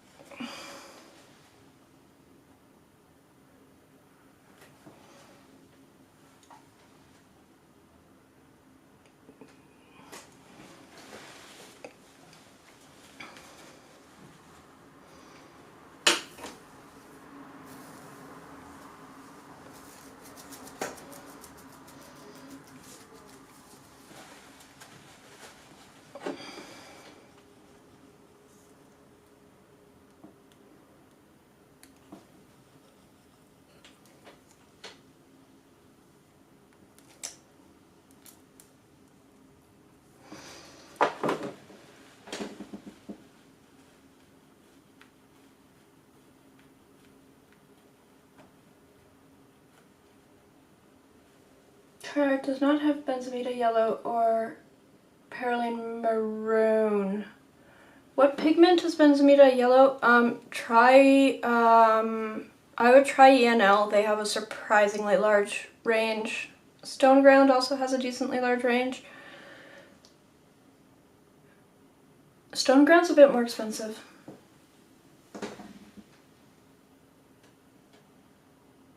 Not yet. The move was crazy. I still didn't get them out to paint then. PY 154.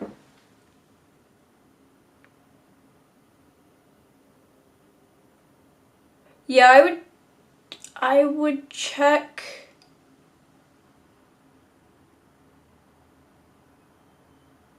I would check ENL.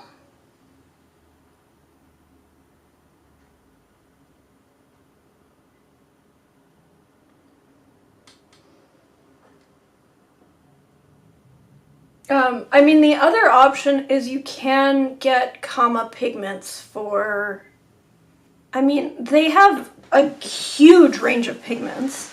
They don't make their own watercolors, but they have a huge range of, I am low on PY 150 as well. Triart does have PY 150. As does ENL. I don't think Beam Paints does PY 150, but Stone Ground does. I've looked into this sort of idly. I really don't need more paint, and ultimately, like, I don't have a problem with buying, you know, Polish paint or British paint or whatever. I do, you know, it's kind of neat to look at, like, okay, well, what are my Canadian options? But I'm not necessarily, you know, dead set on it.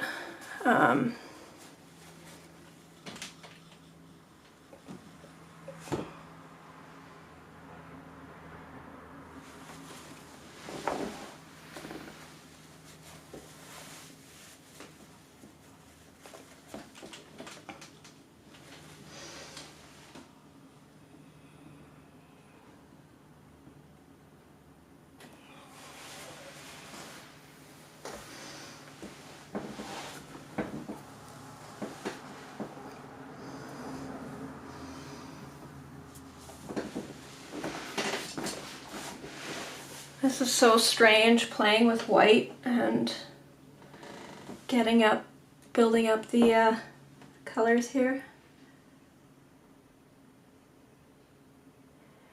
The other thing that it just takes a huge amount of time to get used to is like the blue shift of white pigments.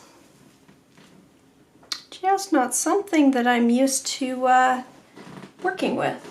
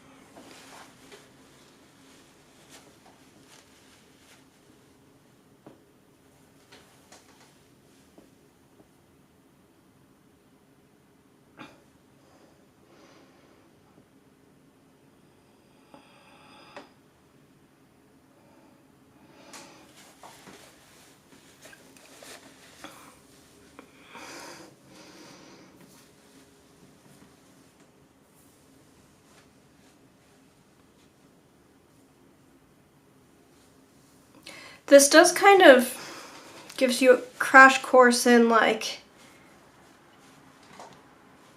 value matters more than hue, which is always the case, but it's I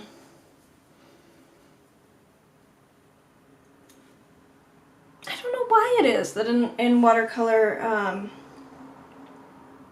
it's easier to get obsessed, I think, with matching hue. Maybe because you're building up tone really gradually anyway, so you see the hue first versus with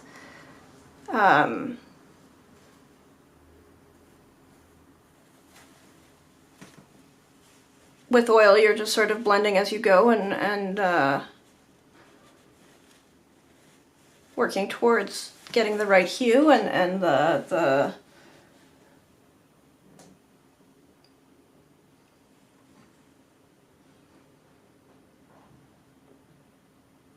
actual position on the color wheel. It's more likely to just be whatever.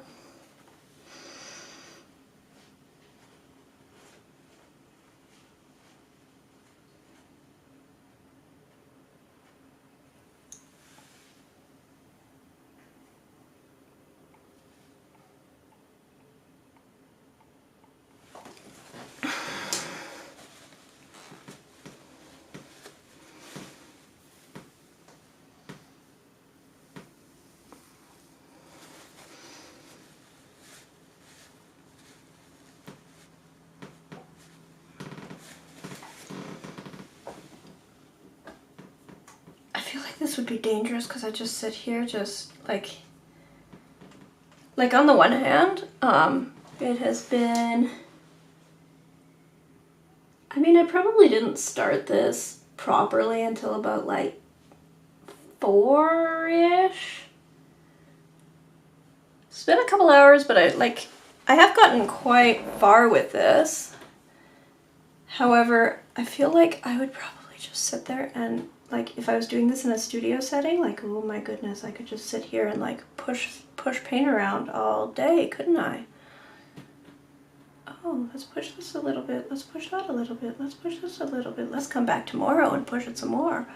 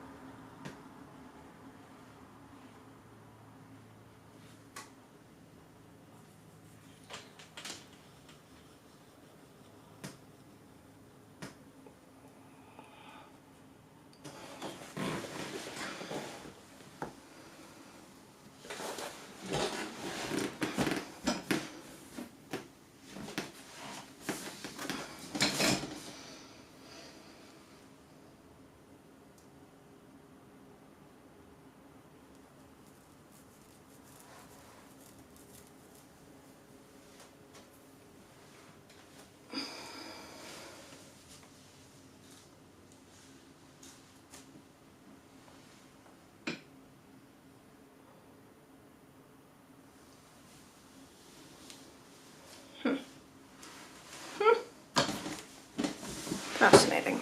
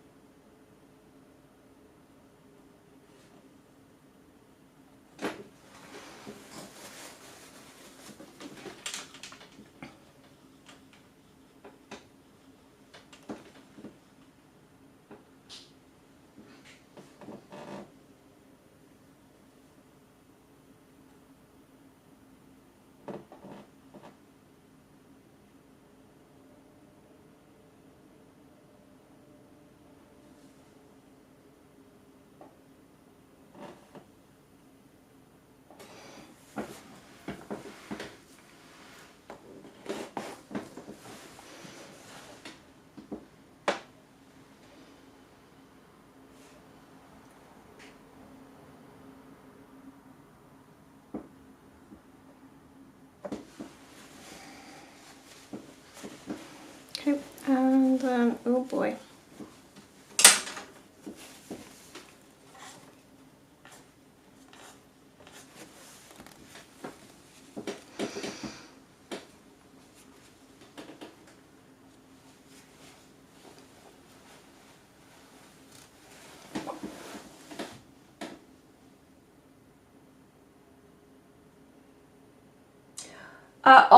All white pigments shift to blue. Gouache pigments also shift to blue. Sorry, not all. Lead white does so less, but you don't really want to be messing with lead white if you don't have to. There's like unbleached titanium and stuff that are, you know, a yellowish white. But in general, white pigments will tend to shift your colors blue.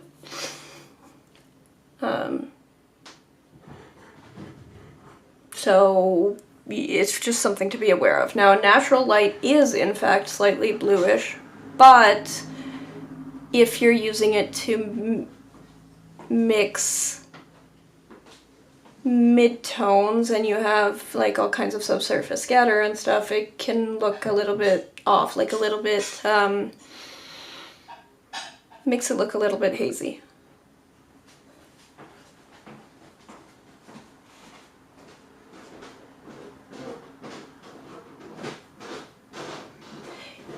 Yeah, so it's part of why, like, the advice in watercolor is leave your highlights, like the whole thing about not using white is because it shifts blue, and often you want often if you're painting in like indoor conditions where you have artificial lights and you're trying to mimic those lights, or if you're painting any kind of subject and you want to lighten your colors rather than you know, create a pure white highlight, they will tend to shift blue, and that can go opposite what your, you know, your light, warmth, whatever goals might be. And so it can create this like, oh, you've got this nice warm, like especially if you're doing the thing where you have your shadows with a cool tone and your bright, your areas of bright color, you know, you have like blue in your shadows and yellow in your highlights, and then you have, well, this bluish white. It can sort of knock things out and it looks like, well, it's got this sort of haze over it. And part of what's going on there is just the blue shift.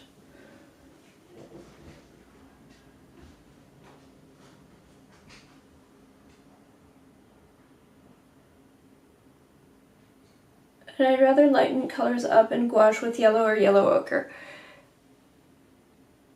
Right. I mean, that's not going to get you...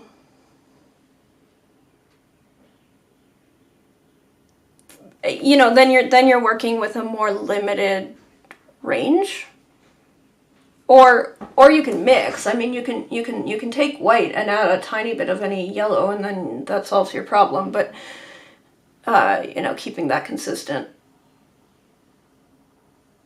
is a consideration. Okay, I'm gonna use a smaller brush now to try to.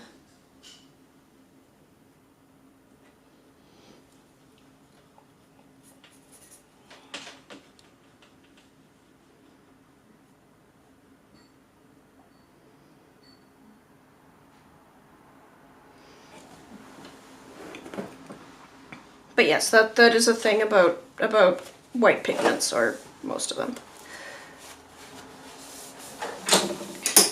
Part of that is just, again, it's perception. It's like, it's why when you wash the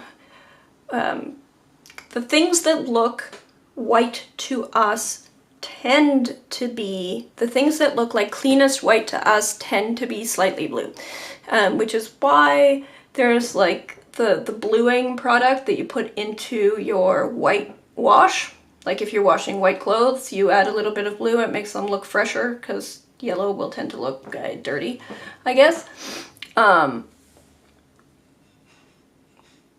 But in mixing, that's not so necessarily the case, so it's just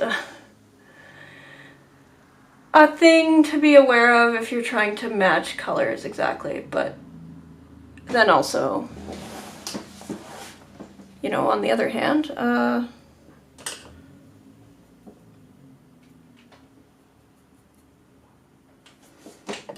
is it color or is it value that's doing the work? Because if it's value, then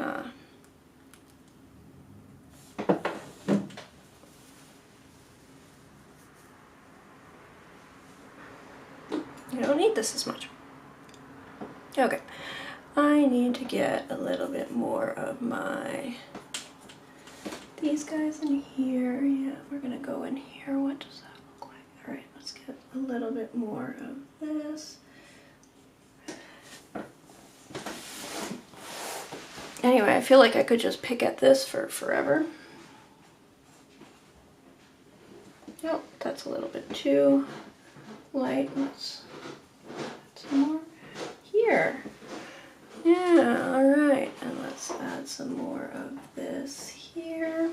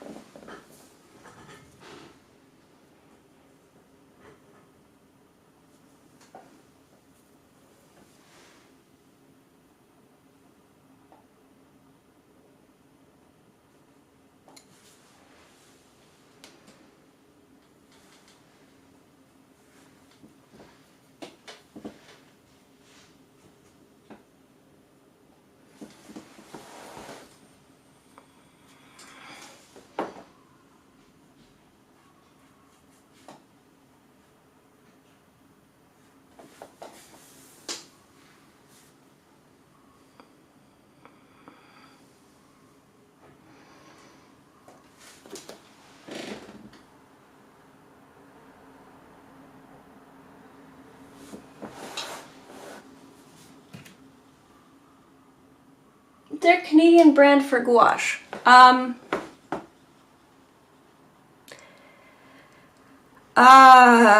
I think both Stone Ground and Beam have at one point advertised some or all of their products as gouache.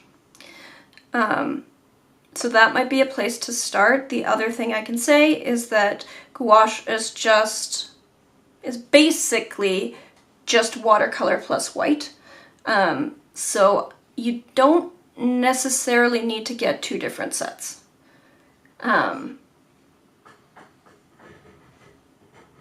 You can get watercolor and you can get a couple tubes of white gouache from a Canadian company or otherwise, and that'll do you fine.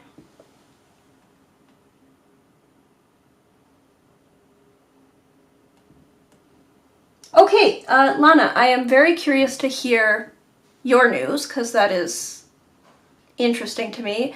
I do want to specify that I am not claiming that gouache, sold as gouache, is exactly the same as watercolor. I'm saying that you can paint with gouache without actually buying gouache. Like if you use white gouache and watercolor, you get something that functionally is extremely similar to gouache, unless it's a little bit different from like poster paint, where you're painting individual pre-mixed colors, blocks of color. You'll get something that's maybe somewhat in between for mixing, but functionally works as gouache. If what you're looking for is opaque watercolor, then, well, add watercolor plus white.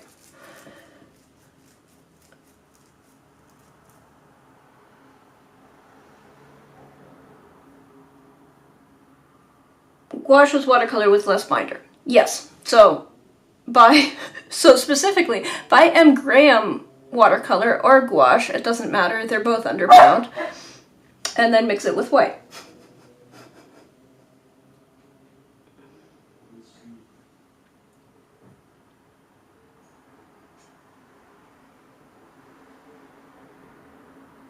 Professional. I am going to dispute that a tiny bit. I fully believe that that is the claim of some professional gouache brands. I believe that there are two schools of thought, where some gouache is formulated, and it's not strictly a professional versus non-professional. It's a market thing. Some brands subscribe to the theory of you can add your own white, so we're not going to add any white for you. We'll just add more pigments. And we might choose pigments that are more opaque. So for example, M. Graham's gouache line is slightly smaller than their watercolor line and doesn't include things like nickel azo yellow, which is completely transparent, because why? Although there's nothing preventing you from using nickel azo yellow and a ton of white, and now you have an opaque yellow. Problem solved.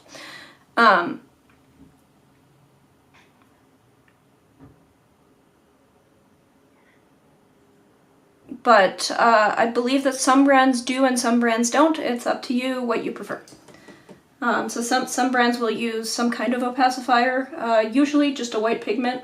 Although, you know, if they want to be cheap about it, there are other options.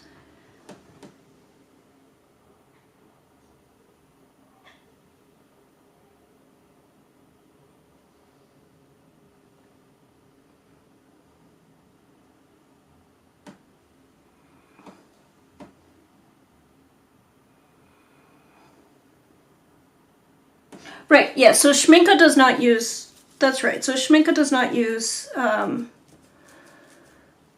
opacifiers. I know that like Winsor Newton calls their gouache designer. It was a while ago when I looked at this. Some of the Japanese brands, which may call their gouache all kinds of different things, but gouache that is where the market is for people who are painting it more like, you know, blocks of color, more of a poster paint sort of approach, will premix some opacifiers, and other brands will not. And all of them will tell you that their solution is best.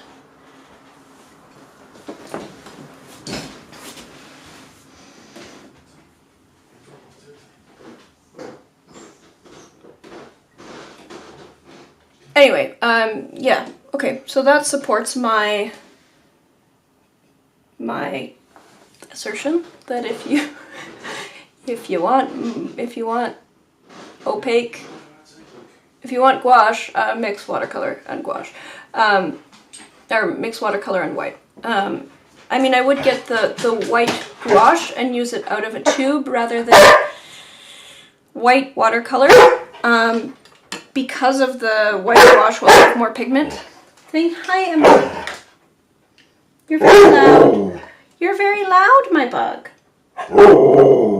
You are. You want food? Can you wait, please? I'm doing a live stream. Sit. No, you're hungry now. You can also buy gouache and add some gum arabic and have cheaper watercolor. Oh, look at that.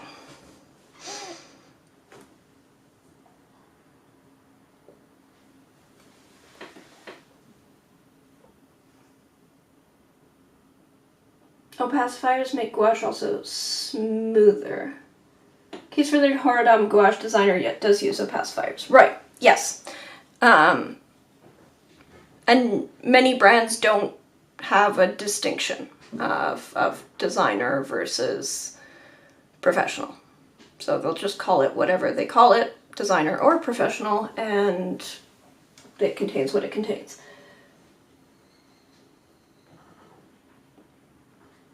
Yes, she does like being, she thinks she's human and belongs in conversations and contributes to conversations, and that is a fact about my dog.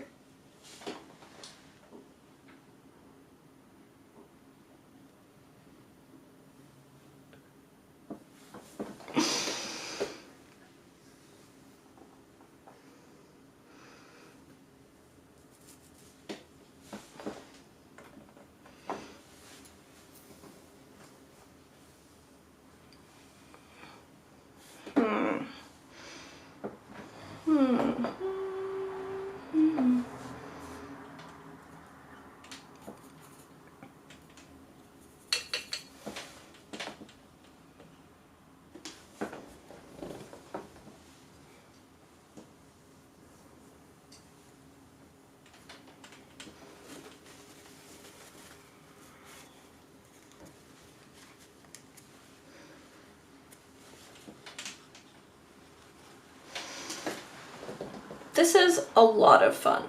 I would definitely recommend oil painting just as a fun change. For all of you watercolor artists watching, this is incredibly fun.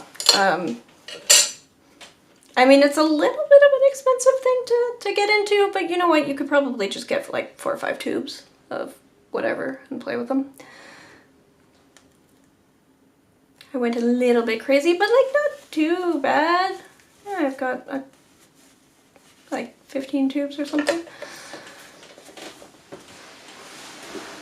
A lot less than I do watercolor for sure.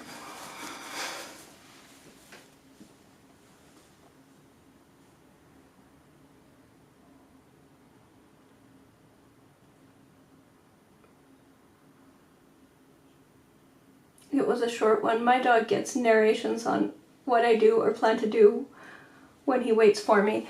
I have to be careful with that with Ember because she understands a few too many words, and then she starts getting very demanding when she, you know, if for example I say, oh, we're gonna go on a train, we're gonna go visit your friend, or we're gonna go, you know, down the street, we're gonna go to the garden, we're gonna go, you know, like she understands words about what we're gonna do later. And so I have to make sure that I don't tell her like 2 hours in advance what we're gonna do. You know, I'm packing for something, like, oh, we're gonna go to this place. She's like, okay, great, we're gonna go to that place, let's go, I was born ready.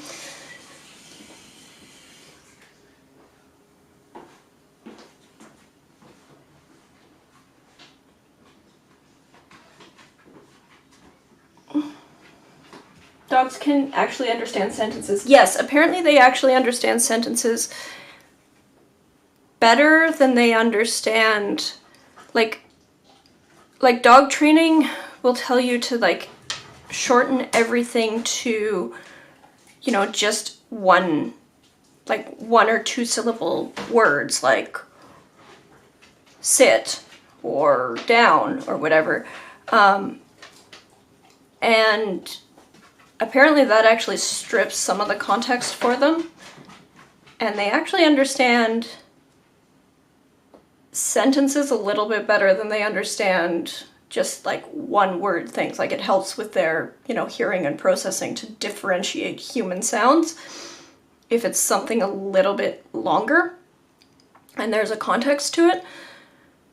So I know with Ember, she definitely, yeah, there's definitely things that she understands in full sentences. That we have to be a little bit careful, because if I'm gonna go out and I tell her something about what I'm gonna do a few hours from now, One thing she doesn't understand is like train schedules. She thinks every time we get to the train station that there's a train there. So obviously, if we're gonna go, we should go now because then there will be a train there now. That's how it works.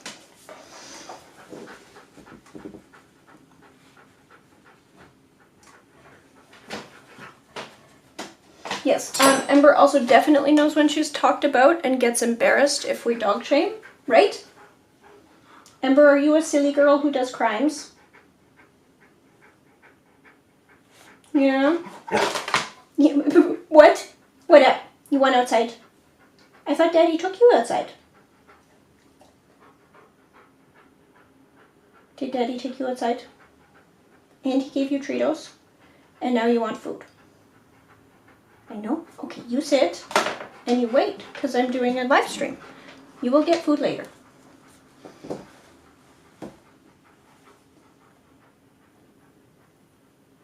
Oh, she starts packing bags for me. I tend to find way too many dog toys in my bag if I'm going somewhere because she packs things just in case.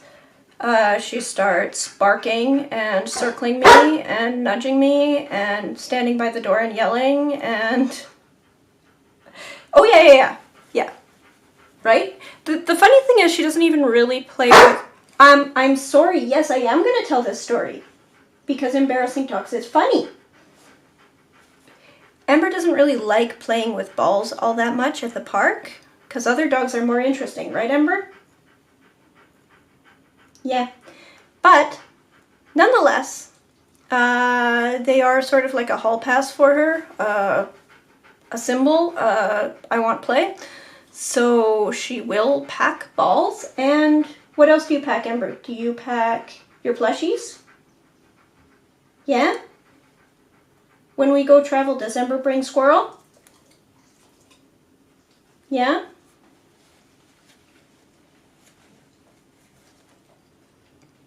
What's really funny is when she wants me to get dressed and she starts throwing clothing at me, like she'll pick up socks and throw them at me.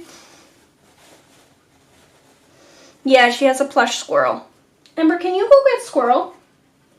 Probably not, because squirrel is downstairs. And it turns out that even border collies often have a problem with the concept of bringing things upstairs. Like... I know, it's complicated. How do you bring a squirrel that's downstairs? Ember, go get squirrel. Ember, can you go find squirrel? Can you go find squirrel? Go find squirrel, it's downstairs, go. Go find squirrel. I want squirrel. I desperately need a squirrel. Go find squirrel. She's not going to because it's all the way downstairs. And she can find it if it's downstairs and she'll bring it to me. But if it's downstairs and she's upstairs, I might be able to get her to go find it, but then she'll just like drop it at the bottom of the stairs. The concept of she can carry it up in her mouth is a thing we still need to work on. I know it's very difficult. Stairs are confusing. Okay, you're gonna lie down and wait for me here? That's a good girl. Yeah, good girl.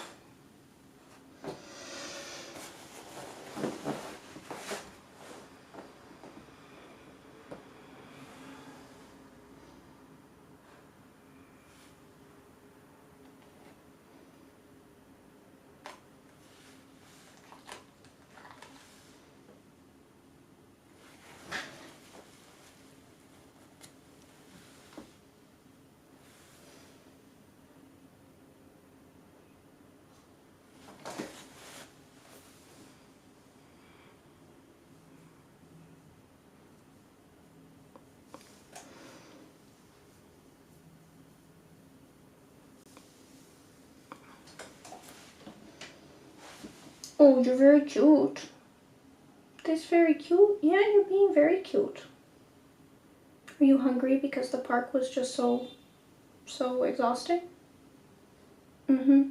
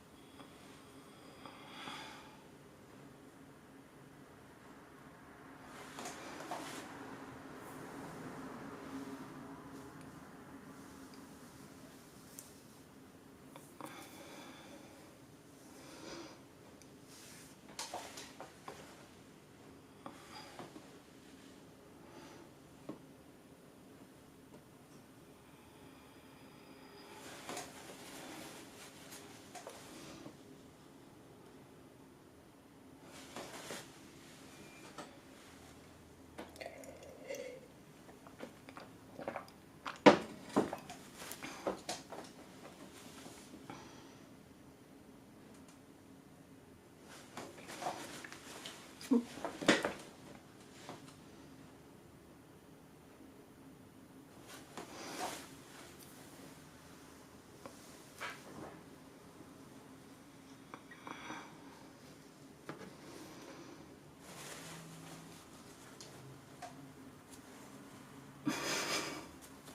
being very cute, Ember.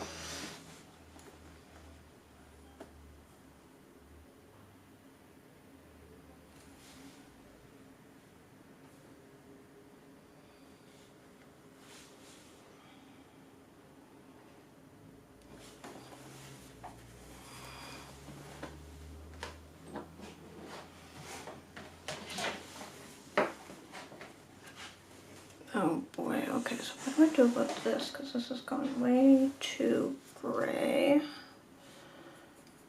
Can I just, what happens if I just, if I just lift it a tiny bit? Oh, that works, okay, neat. And then I'm gonna need to get a little bit more of this red in there. Yeah, okay. So if I take that and oh.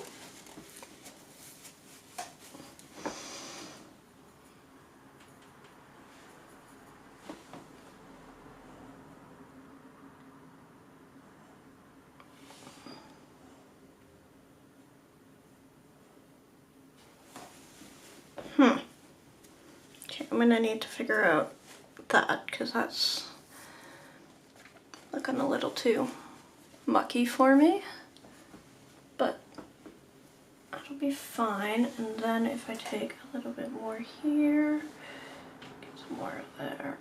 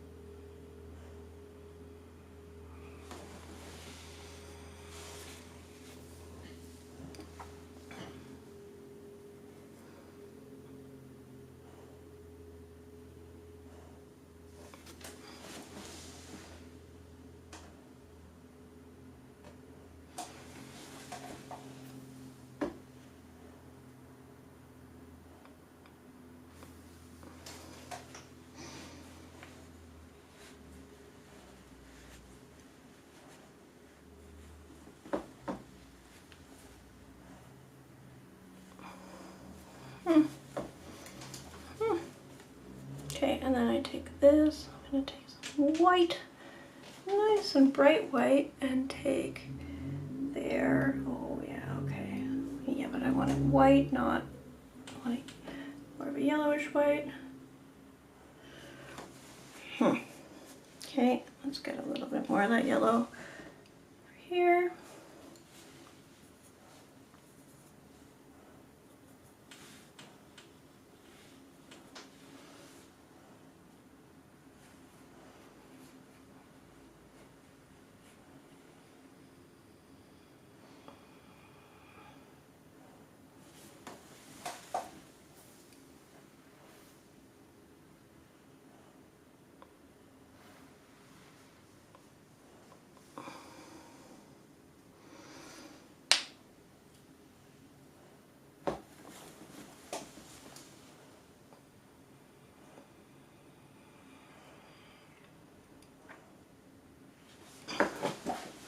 That looks too green-gray. Okay, I have to figure something out about those too. Whew.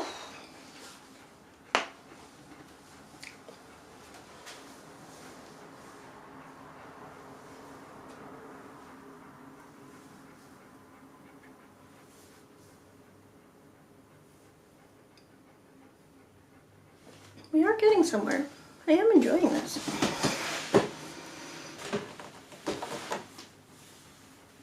But it is a puzzle.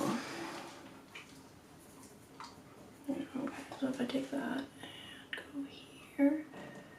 Oh yeah. Oh yeah, that's nice. What about over here?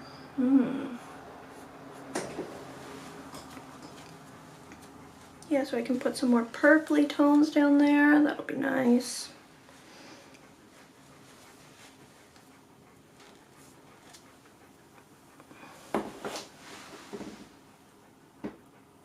What crimes does she do?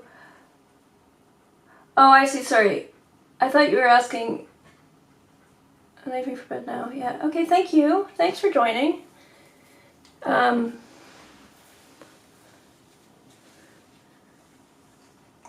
Yeah, Ember the little criminal. Ember the little criminal. What crimes do you do? Do you do big barks? Do you do big barks at the neighbors? Oh, the other day she did a big crime. She was so proud of herself though. So our neighbor a couple doors down has campfires. I know I'm gonna tattle on you. You don't like it. Our neighbor a couple doors down does campfires, which Ember loves to go visit the campfire. But she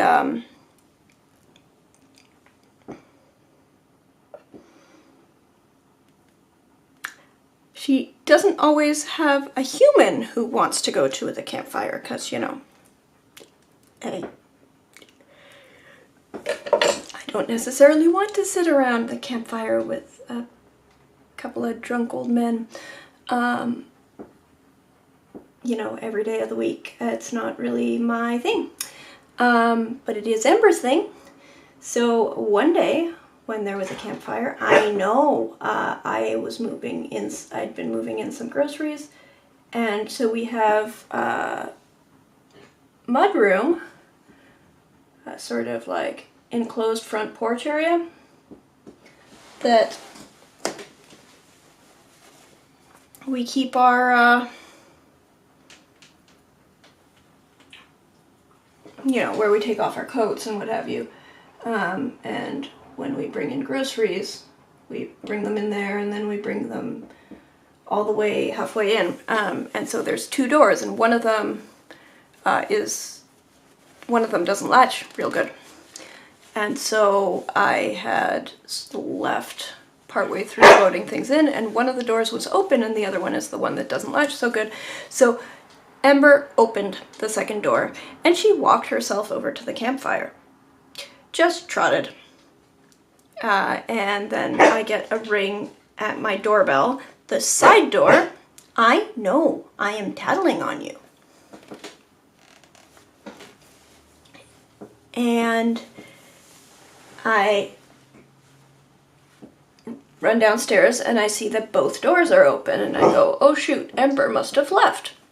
I get to the front door and there's nobody there. I walk around to the side of the house calling Ember's name. I know! And my neighbor is standing at my side door saying Ember is at the campfire. Because Ember walked herself all the way to the campfire all by herself. Did you do that? Was that a you thing? Did Ember go to a campfire all by herself last week? All by yourself? And so she's sitting there happily enjoying her campfire with the neighbor, the other neighbor. And yeah, apparently she just walked right up. There's a bunch of bushes that have gaps in them, so she could have cut across, but apparently she didn't cut across, she didn't run, she didn't do anything. She just very politely walked herself, like strolled over and came and sat down with them at the campfire. Which, very cute, not exactly what we're supposed to do. Okay, fine, I will go feed you. Sorry, I'm gonna go feed a dog. I will be right back. You want food? Everyone wants food? Okay, go. Okay, go. Go. What? What's here? What here? There's nothing here, Ember. I'm not getting dressed. I'm not going outside. I am not taking you to a campfire. It's not happening.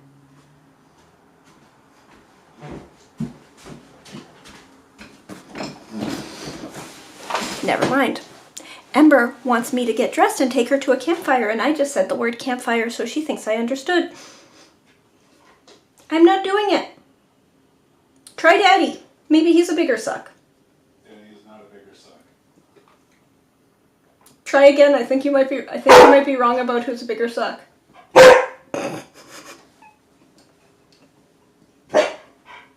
Ember, no.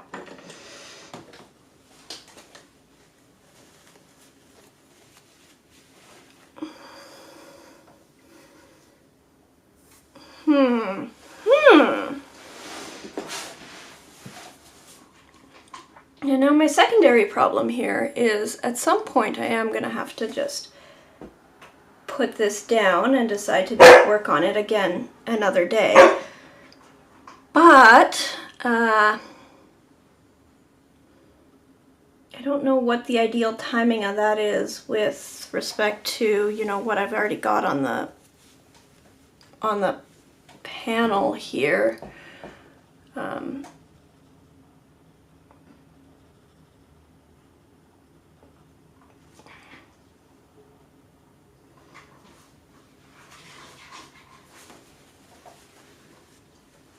This is where it would be real handy to have someone who knows what they're doing to guide me a little bit.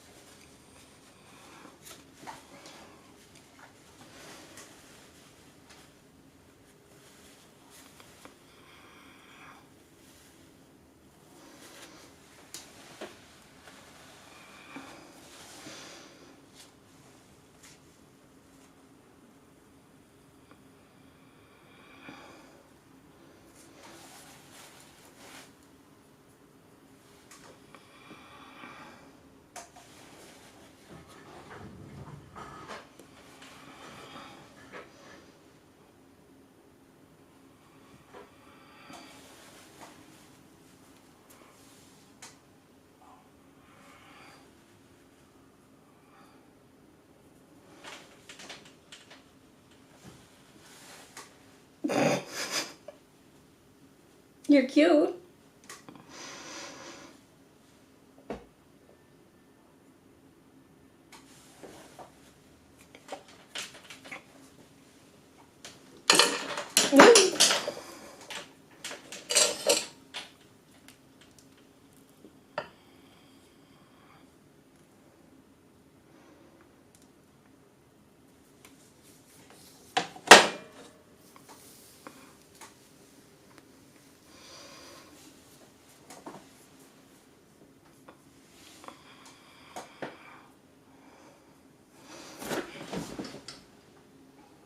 I dropped a brush. Where did it go? There. Was this the brush? No, there's the brush. Okay. I wanted this brush.